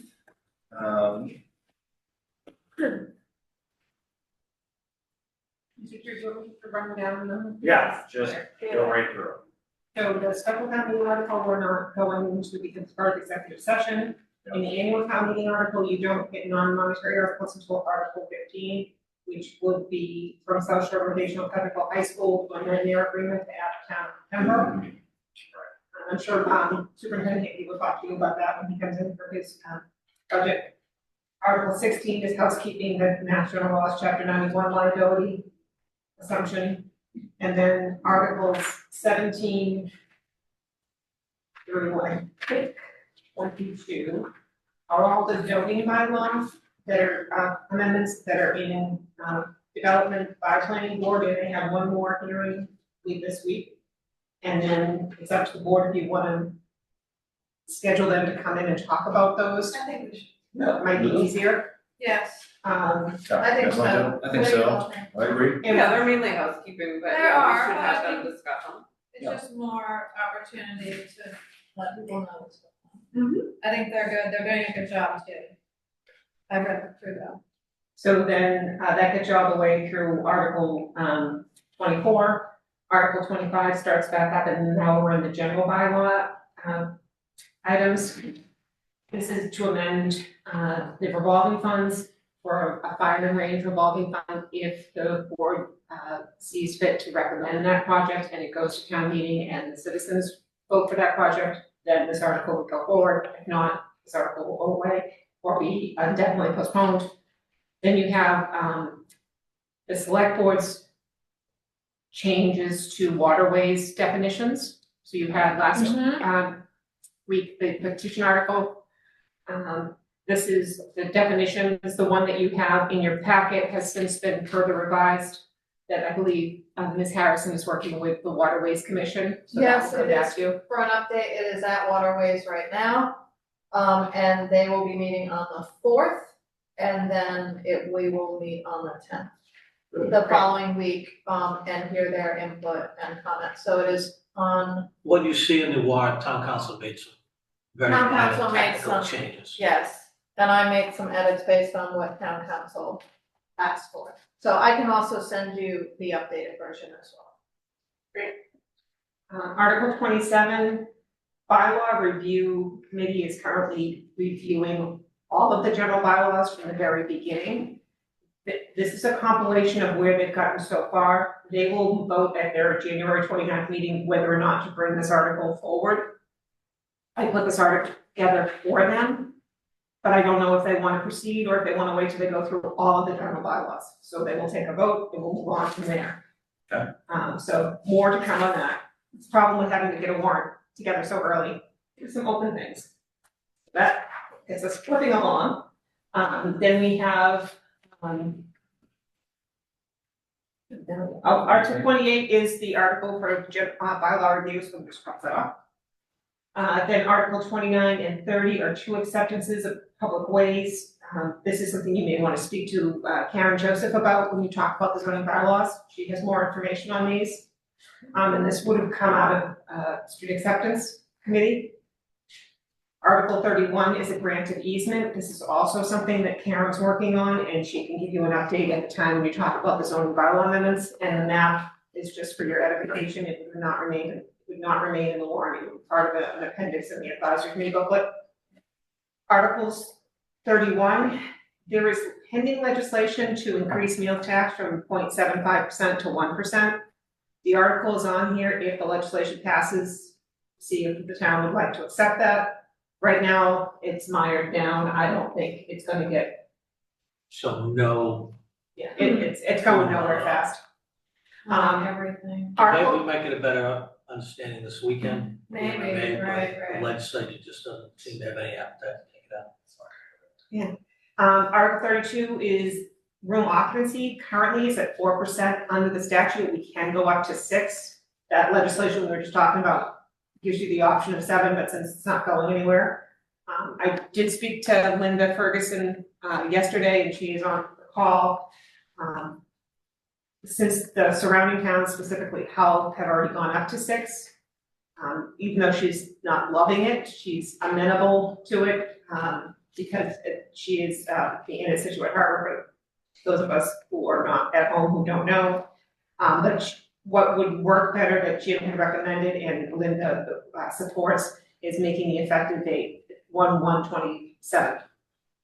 Because she's already made her reservations. For the summer, so I want to make sure that they Yeah. don't go back. And we're And not, this goes for like Airbnb too, right? yeah, Yes. we're not carrying, This is not just, it's not just, No, it's short-term rental people too. should know, it's all short-term rentals. and we're not carrying any revenue from this on our revenue projection. Correct. So putting it out to January of next year doesn't make us I come think back that and redo makes the budget. sense, based on reservation. Yeah, I mean, she's probably already almost full for this summer.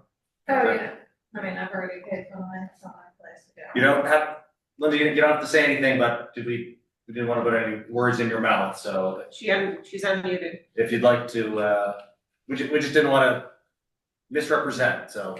Yep. Just let us know if you'd like to speak. Yeah, can you hear me? Yes, perfect. Yeah.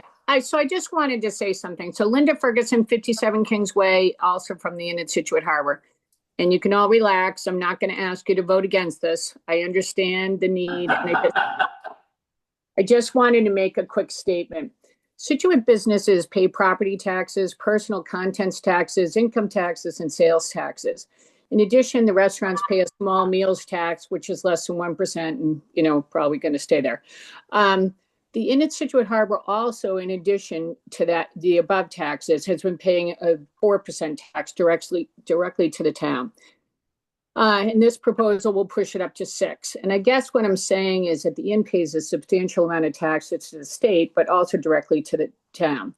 And to be clear, even though the taxes are paid directly by the guests, it still hits our business, as our guests will only pay so much to stay in Scituate before they start vacationing or getting married or going elsewhere for their business.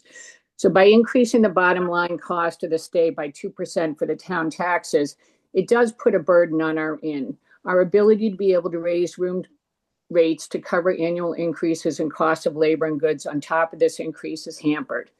But again, as a resident, I understand the need to find creative ways to increase tax revenue without going to the individual taxpayer in an override. And I also so appreciate Mr. Boudreau and Ms. Holt for the excellent job that they are doing.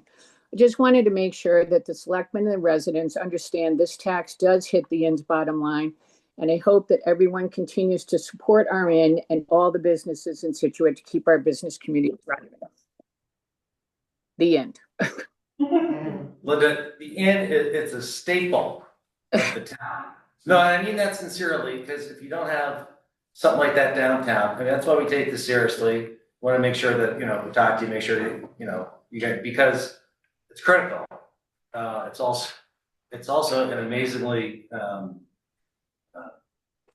you do, the inn creates a lot of revenue for the town. It's amazing, and we thank you for it. So we have to have that balance. So it's a great conversation for us to have. And it was conversations with Linda when we imposed the tax that we said, she brought up, you're gonna pass this in April, it's gonna go into effect July 1st. People have already booked, they've already paid for their rooms. Now I'm gonna have to say, hey, you owe me another $5, $8, $10, whatever it is.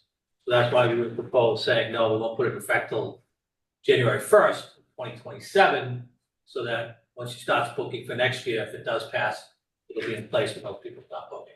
They'll know it's gonna be in place when it's done. That's fair. That makes sense. I would also note that one of the reasons that I think this is important is to start to understand how we can make sure to have a handle on short-term rentals. This isn't about the inn, this is really about the expanding short-term rental market that isn't the inn, that is actually currently not a very controlled and not a very accountable issue. And I'd like to make sure that we're taking opportunities to make them. Article 34. Yeah. So, Yeah. but I think that that's, this isn't targeting the inn, Linda, and I know you understand that, but really, to me, this is targeting the uncontrolled short-term rental market in multiple ways. I will say that if someone calls and complains about an Airbnb in their neighborhood, first thing I do is give the evidence to Nancy, and she checks against the state list to make sure that they're registered.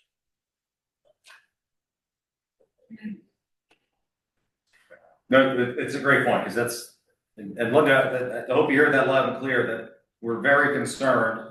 And again, that's competition, but it's also, they have to pay their fair share. And, I'm afraid that not a lot, but there are some that don't. And so we need to have the enforcement to make sure those folks do, because that's not fair to you, that these people are, renting someplace, you know what I mean? So. Yeah, no, and I That's appreciate. Article 32, and Article 34 is for the short-term rentals. Yeah. So they're two different things. So they'll pay the. Can I jump ahead to 34 and 35 to Freya's point? Is Linda all set? Oh, yeah, look, I'm sorry. Well, it cut you off. applies to Linda as well. Okay. Article 33, sorry, just fit it in there, it's numerical, it's driving me crazy. It's a local option acceptance, the Board of Assessors has yet to vote, they asked it to put on this placeholder, but they had canceled their meeting in January, so we're just waiting for them to confirm. It has to do with trustee leadership and exceptions. 34 and 35 are two more local option acceptances pertaining to short-term rentals. So short-term rentals have to pay the room occupancy tax that the inn has to pay. But there's an additional community impact fee that can be assessed to them. So this would allow the town to accept that community impact fee for professionally managed and those for which also have owner occupied. Two different votes have to occur, and that would be up to 3%. So that would be an additional amount that the town would receive from the short-term rentals because of the impact they have on the community. So that was something that Linda had mentioned to me before about the short-term rentals, and we wanted to circle back on that. And so that's totally separate, so she's not gonna have, They this pay is the- just for the Airbnb. Yeah, they'll pay the 6% and they'll pay an additional 3%. Got it. Okay. So just be clear, so I don't get hit with that 3%? Okay, Nope. No. That's only for Verbo and Airbnb. okay. And the another positive of this is the 35% of this excise, this extra 3% community impact fee has to be set aside for affordable housing and local infrastructure. Wonderful. So 65% can support the general operating budget, the rest of it has to be set aside. So I thought that would be a nice plus, and it would also a good selling feature. May I ask a question? Would some of those receipts help us with the enforcement side of this It would be a general fund receipt, so it would support all departments, so whether it be fire, inspections. So, Yeah. Now, the Department of Revenue gave me an estimate of $160,000 if this was adopted. Based on what other communities are receiving, I think that is a really high estimate. I would say maybe a third of that, but we won't know until we adopt it, and as Jim mentioned earlier, none of this is in any of our budget projections. Good. Oh, stay that way until we understand. That should probably stay that way until we understand. Oh, yeah, that's what we did with our room occupancy, it wasn't built in for several years. The next article is to remove the fire chief from civil service. Everybody else, police, deputies, fire deputies are all out of civil service. This is the only position that is still remaining. So this would, take the same form that the, police chief's article did several years ago to remove, the position of civil service. We were waiting on town council to chime in on piece of that itself. Yeah, I need to speak on, it's on my list. He had said that he deferred to Labor Council in his comments on that board. I'll see Labor Council this weekend. Perfect. As long as you want. You're almost done. Article 38 is a special legislation to sell a portion of the old cooking site, Scituate Food Pantry. So, town council drafted the language. This is similar to what Wellfleet did. We need to sell it. Is that like lease it for- premature? We could sell a lease, well, yes and no. The problem we have, Susan, is taking so long for everything to go through the legislature. So this is just something that, So this would keep our option open. it doesn't mean it goes So there, I it think just it should means be that like, right, because we have the committee, this will we just. get to that point, then Right. we'll be ready to go. Yeah, It okay. just gives you the authorization. Since our legislature takes It's a just year and a half. to taking count. a year and a We half. have Why would we, why We would have you sell it? $150. It'll say sell a lease. Yeah, I was gonna ask Okay. that. We'll amend it to sell a lease. 99 Yeah. Did they pass the beach sticker fine increase Nope. yet? No, Still in the Senate. It's been in the Senate for 3 or 4 at this months. point, it's like That's a very rough weaponizing. group. Just- It's any legislature, whether you're national, federal, or state. And in defense of our legislators, nothing is true. It is not, Legislature. 39? it's not Senator O'Connor, it's not Representative Kennedy, there's nothing that's gonna be. It's just the whole The body. last two articles are 39 and 40, which are the two petition articles, and you've met with both petitioners. Right, Since we have. So- and can we go back on that? I did. And then I did. council is looking at the petitions, right? Because I had a bunch of questions on the latest one. Yeah. He didn't make any comments on it because you can't change the petition article, but you can I don't certainly, wanna change it, I wanna know like liability. certainly provide you with additional Okay. information on that. So that is the review of the non-monetary articles. Thank you. I can tell you in terms of liability, if the town makes improvements to increase the safety and then takes those improvements out, then the town has liability. I know, it's like, I want my lawyer to tell me that though, yeah, right? Since he has to defend us. I can when- save you $275. Just tell me. All right. Oh, yeah, I think So, massive liability. I think this is my chair tonight. If it, please, the chair, I'll move on to the next item. Please.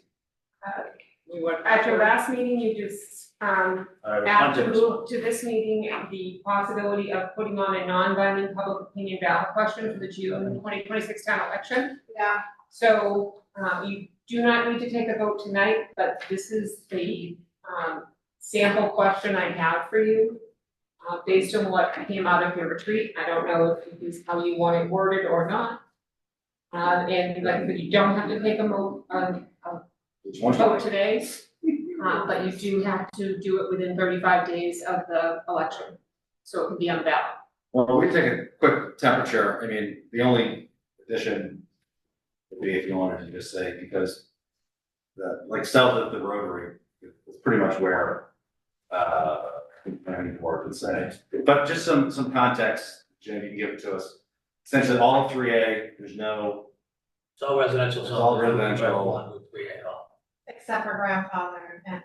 So that's your grammar. So this is non-binding, doesn't do it, this is just essentially take a temperature of the town to say, hey, if any changes were ever made, would you even want to do it instead of going down the whole? Right, the thought is to come up with an article to propose commercial zoning on 3A is gonna take a lot of work.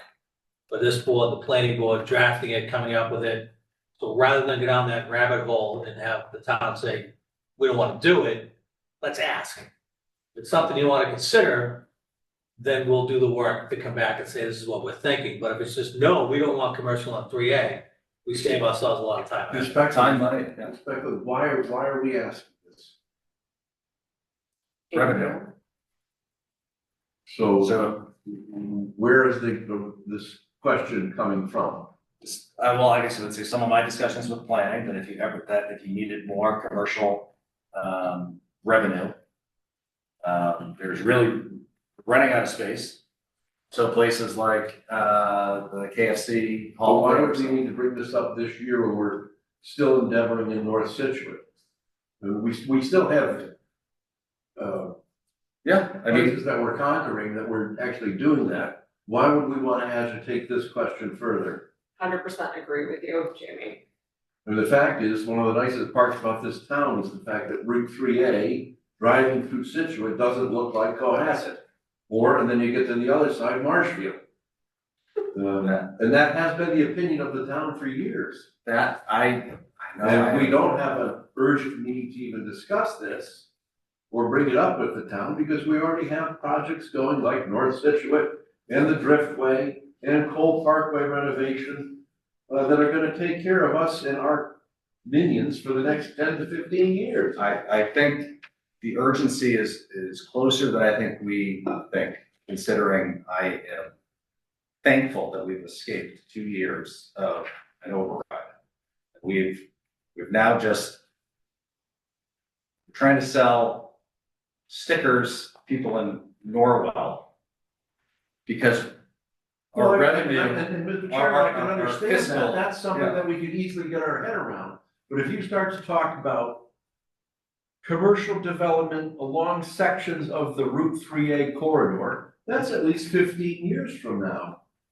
By the time it comes to gel, I prefer to talk about that in a more coordinated schedule in line with the other projects we already have focused on.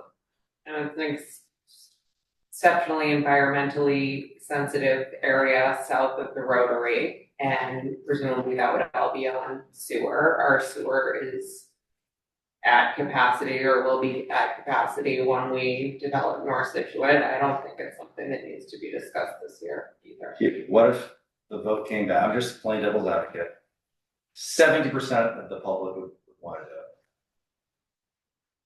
But we're Is not that- hearing that.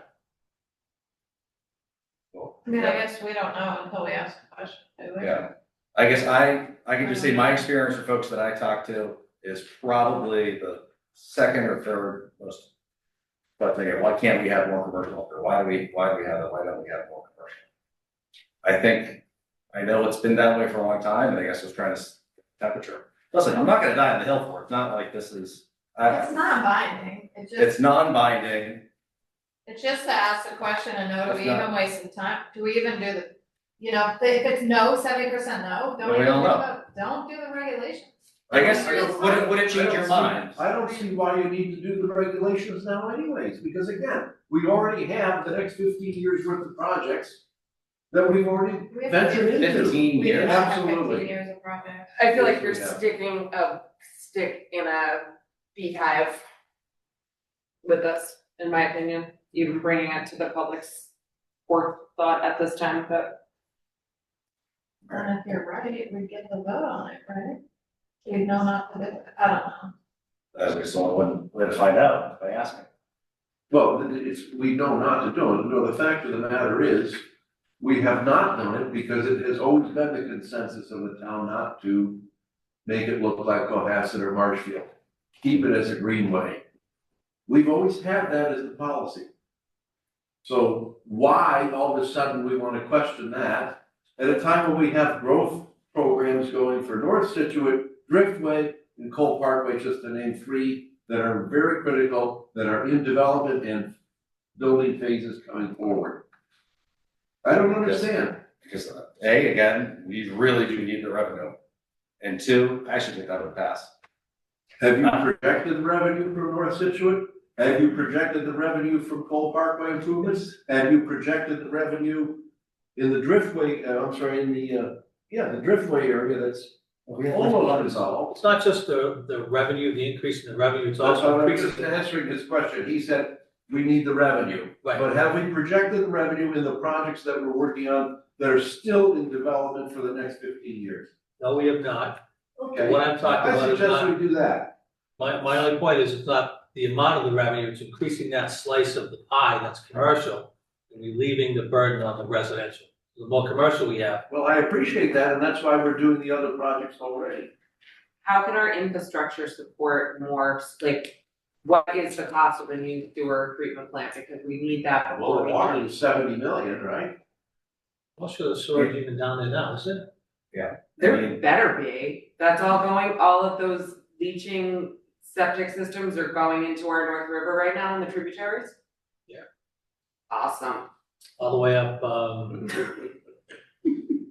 know the street, escapes Neilgate, I mean, all of Neilgate's, no storage at Neilgate, those are all. Wow. There's no storage at all in Norwell, so that whole stretch of the North River is all just septic. Okay. Thank God for sunlight.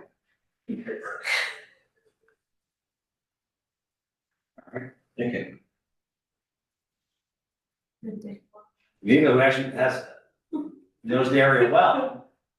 Well, the comment I'll make, I think I would abstain on this vote because I live on 3A. But the comment I'll make to the point that Jamie's talking about relative to projects is that opening a commercial site anywhere in town is private, not public. Cole Parkway is a public property. The sewer expansion is a betterment, but it is ultimately a public property.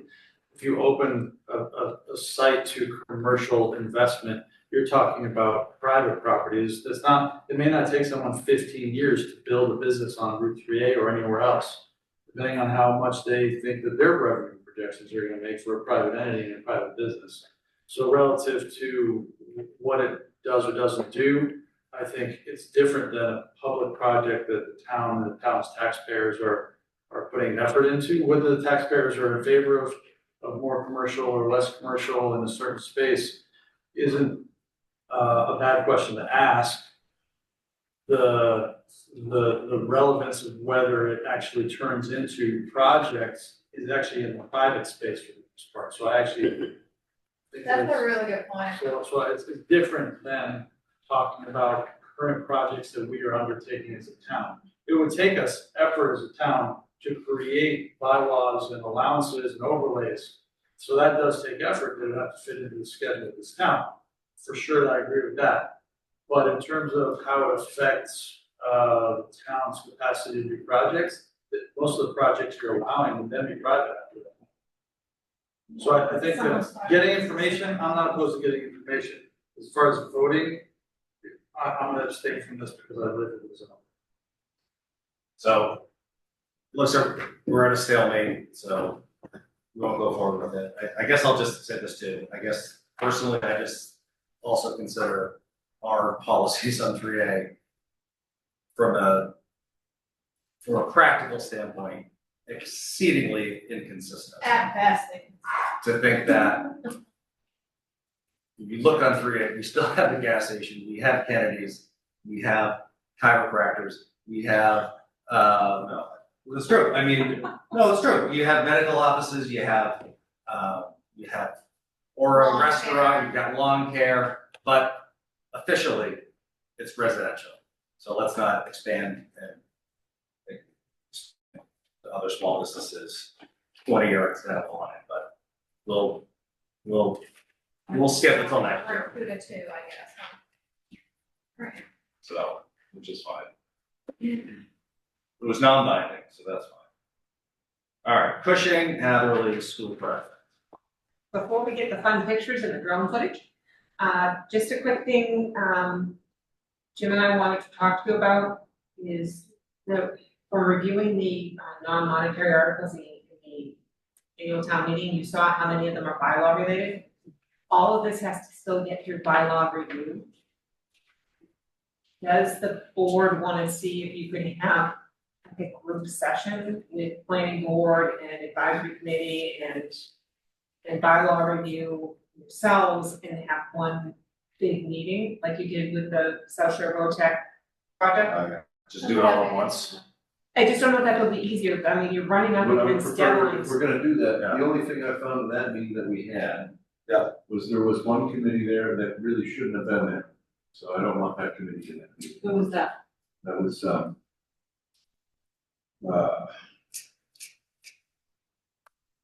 capital, They wouldn't be in this one because it's bylaws. fine. Then I agree.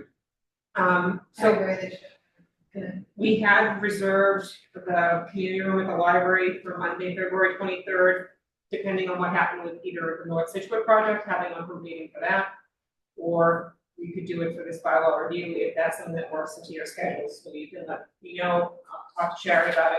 Wait, tell me again, next Monday? Monday. Oh, February 23rd. February, I'm like. Is that a on or off the bird? It's an on. It's the 24th. We have a meeting on the Yeah, 24th. because it's school vacation. School vacation is the first Monday back after school vacation. And that would also mean Oh, that okay, I can do that. advisory committee was willing to do it, planning board was willing to do it, and bylaw review. I can make it work. So we just wanted to run that by you. That would be fine with me. Yeah. So, I like it. What time did you say? Okay, sorry. we'd probably do it 6:30. Okay. But I still, with bylaw review doesn't I wanna. like buffet do it. dinner will be served. Yes. We're heavy with that. So. Okay. We still haven't addressed that. Yeah. Well, are we- This is gonna be really super quick. Great, let's go.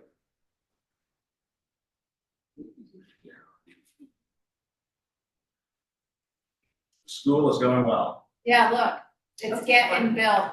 So it was important to me to give the board an update. Yes. You had updates on all of the other huge projects, but not on the $120 million new school. So Now, Nancy, did you I get go us there PowerPoint? frequently. you know this is me. It's a bit a Tyndall, I'm just saying. I go It's there. not a school bus, there's not a lot of. All right. There's definitely a lot See of. some pumpkins. A lot of pumpkins in there. So this is, what the, rendering is for the school. Substantial completion of building occupation is still on, track for August 2027. This is what it looks like from the rendering. You can see Flannery Field, the playground, the parking and the school itself. Believe it or not, we've been at this project for 3 years now. Mhm. So where the red arrow is at the bottom is we're coming towards the end, we're in the construction phase. These are just some pictures of during the, excavation of the site. You can see the 3 sections, A, B, and C of the new building, and this is from December 17th, 2025 school building committee update. The final picture on this slide is just the mock-up wall, so the contractor will build a mock-up what the actual exterior of the school will look like, so that everyone will be able to see. Nice. So this is the rendering of what we're gonna have, and then this is from a flyover that took place by Near Map on September 28th of the site. And now we're gonna look at fun drone footage. Ooh, awesome, I love it. Hold on, I gotta change screens. In Ukraine.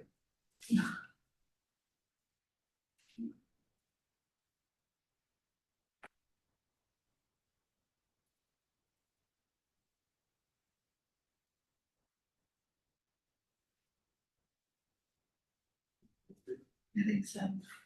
Oh, the There's the video. yeah, 10 miles from the coast. Technical difficulties with sharing screen. I'm sharing ourselves, but there we go.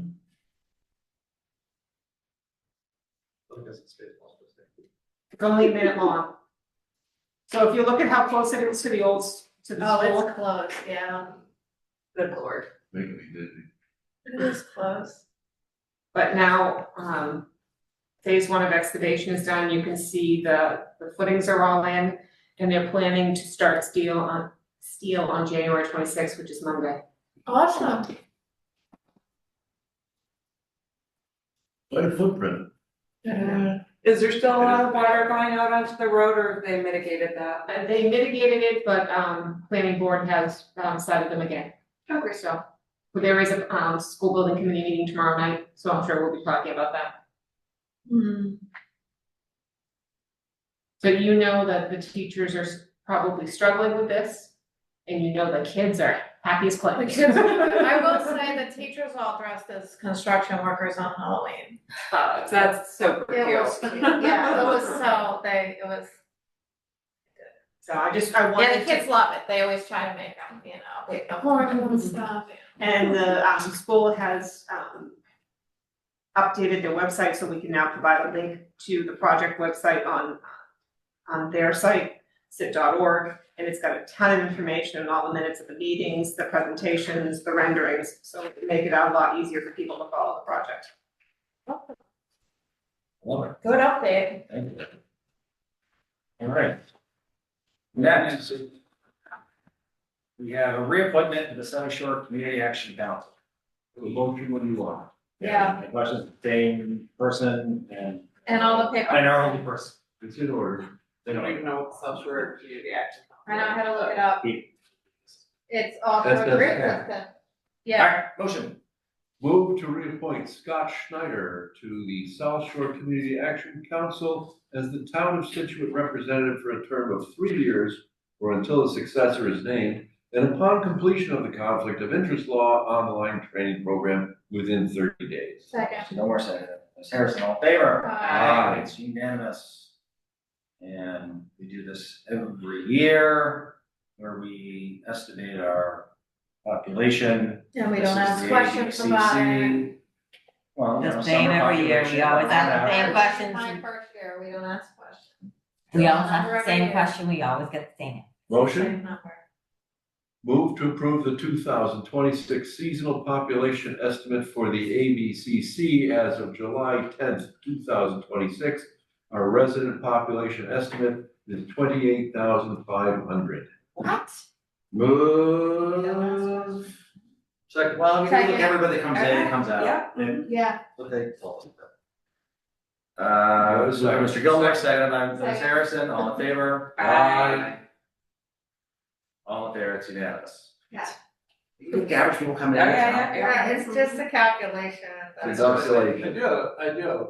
They need to do consistently. On that. If we estimate our population is 75,000 this summer, will we get more liquor licenses or less liquor licenses?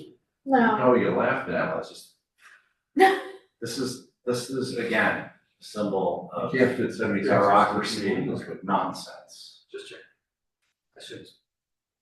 Yes, so they don't have, Nonsense. it is, it Yes. is ridiculous, some of this is ridiculous. This is ridiculous. I move to accept the meeting minutes as written I second. for January 6th, What year? 2026. Thank you. You know, we gotta make sure. Moved by Ms. Schlegel, seconded by, Ms. Harrison, all in favor? Aye. Has anyone corresponded with us? I have correspondence. I got about 90 pages here. No, I don't. I have a January grant report card for Scituate, January 26th through December 1, 2026. A total of $133,337.64 in grant. Primarily three. The Mass Executive Office of Public Safety for equipment dispatch, OT, whatever it is. Overtime. Overtime, $58,453.64. The Mass Cultural Council for Scituate Harbor Cultural District, $15,000. And the Mass Executive Office of Public Safety for equipment and dispatch overtime, $59,884. Oh, Keep writing their grants. Yes, Yep, we like that. more money than we have. That's all the correspondence I have, Mr. Chair. all right, sorry, Ms. Liaison, anyone have, brief liaison report? I have We do have an liaison. executive session to come up, I yes, have- please. 2 liaison reports. Well, I could actually say 3, but we already did the Irish Heritage thing the other That's night. right. We talked about that.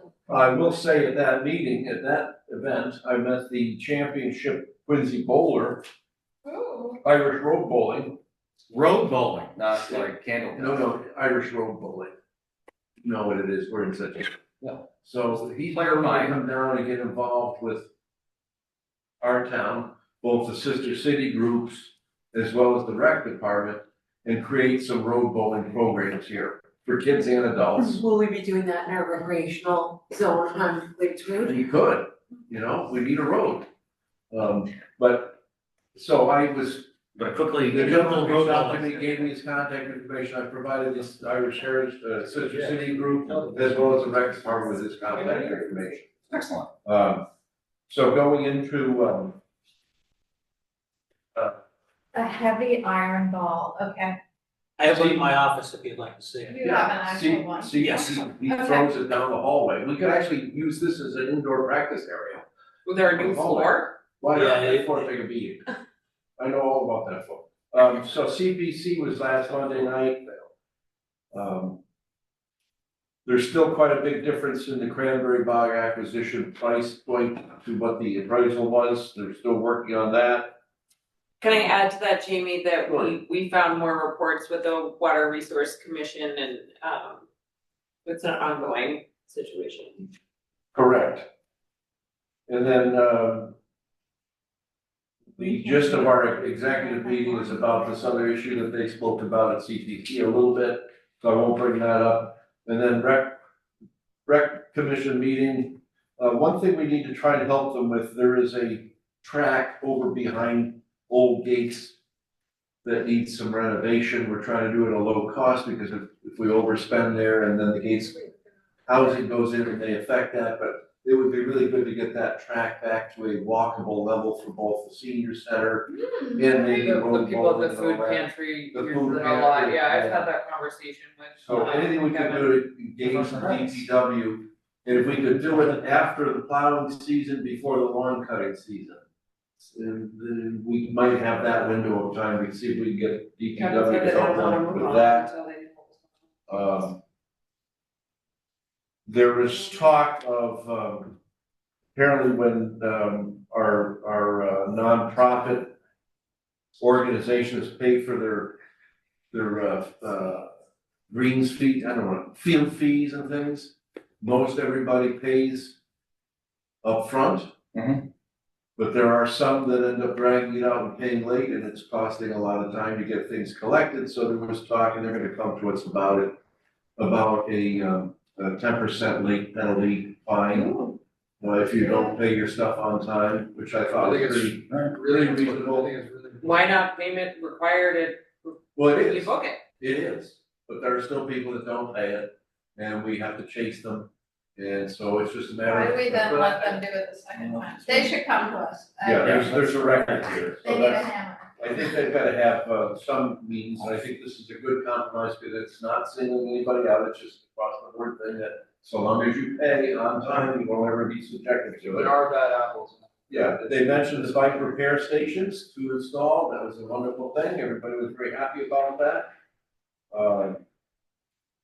They're right now getting involved in the spring program, directed to, okay, some new programs, rowing, adult and child, ping pong, cooking, pottery, dodgeball, hair braiding.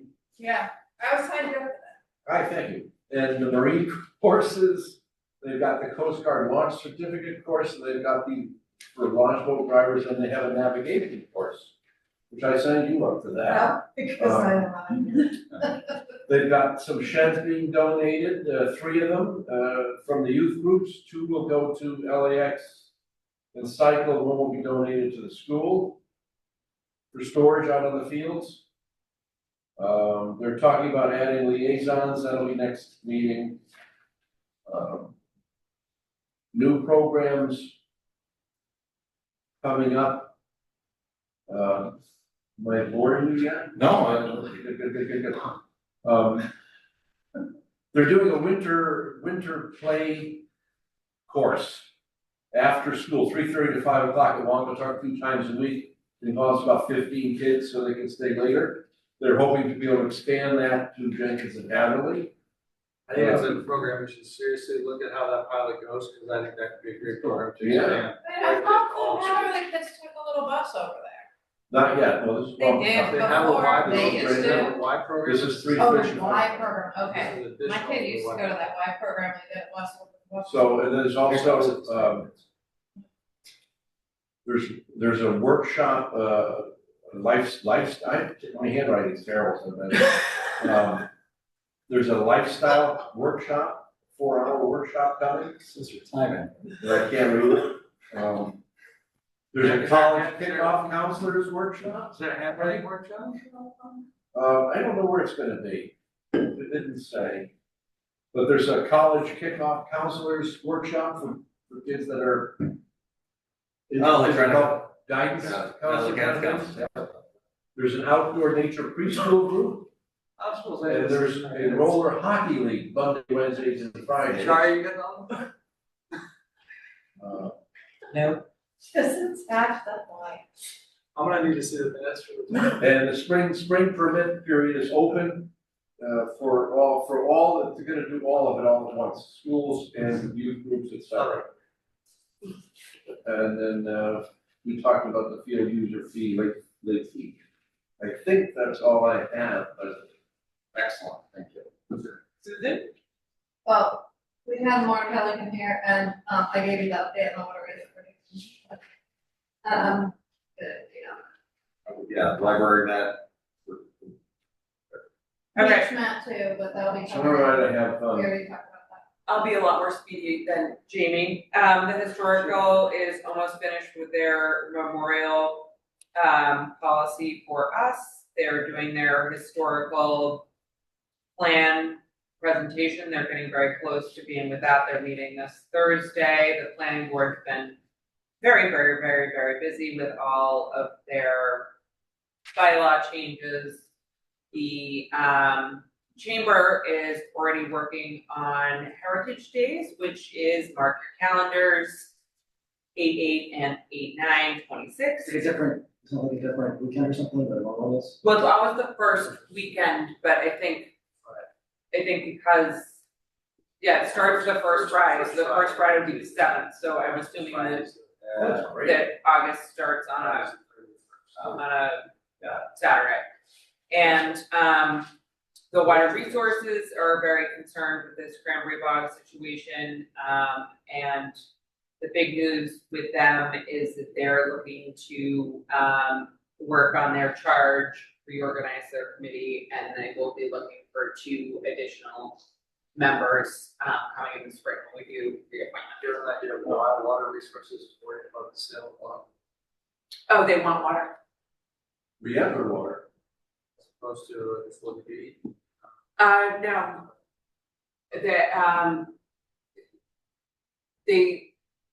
There's a couple different reports, historical reports, which I got from archives or DPW or whatever, they're looking over, I haven't had a chance to look at them yet, but there was a sense back, I believe in the early 2000s, that there actually was water there. The newer, reports say there isn't.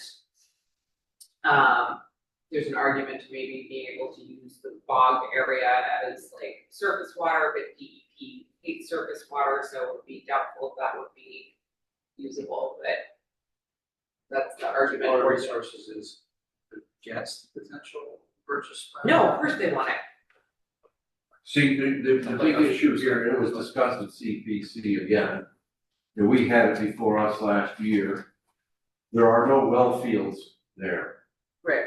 Well, So there's when an aquifer, if you look at go down- the mass GIS maps, You there go down is an as far as aquifer even there. 60 feet, there's no well fields there. There is groundwater. That groundwater already flows Correct. into our tack factory pond. So we're already benefiting from the groundwater. You can't shut that off. I can But forward you that's- the reports that I got the other day if you'd like to read them. I think I read them last year when we had the expert in front of us.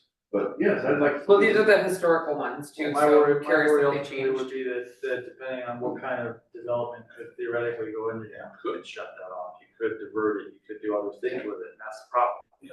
That's why we're talking. I think Bruce met with He did. Yep, He did, okay. yep. Thank you. So that's all moving along like a nice game of chess. We talked about bike committee, their open house is coming up, so I encourage people to check that out. The sidewalk committee will be coming forward for the board of selectmen. They just went through the EDC and they're actually technically still waiting for the official vote to send them here, but that should be pending prior to our meeting. And there'll be more backup on that next week. But it's looking like hopefully a very useful report. And hopefully concludes the active portion of the sidewalk committee's efforts, other than a yearly Yeah, review, check it. which is great. And the Full Parkway meeting went very well the other night. We had an excellent update by all three sections of the engineering reviews, which currently stand at 90%. And the board voted to move forward with the last phase of engineering planning and start talking about fine detail. Thanks a lot. Great. We are now going to move into executive session. The chair declares the select board will move into executive session pursuant to purpose 3, the open meeting law, to consider litigation strategy with respect to Scituate versus Willis and others. Limited Superior Court number 2483 CV 0008000 litigation concerning 23 Sunset Road. Move that the select board move into executive session pursuant to purpose 3 of the open meeting law to consider litigation strategy with respect to the town of Scituate, the Willis and others, Plymouth County Superior Court number 2483 CV 00800 litigation concerning 23 Sunset Road, and that an open meeting may have a detrimental effect on the town's litigation position. The board will not reconvene in open session. This requires a roll call vote. Seconded by, thank you. Mr. Goodrich, Yes. Ms. Harrison. Yeah. Mr. Gilmore. Aye. Dr. Fonseca. Yep. Ms. Schlegel. Yes. Thank you, all in favor.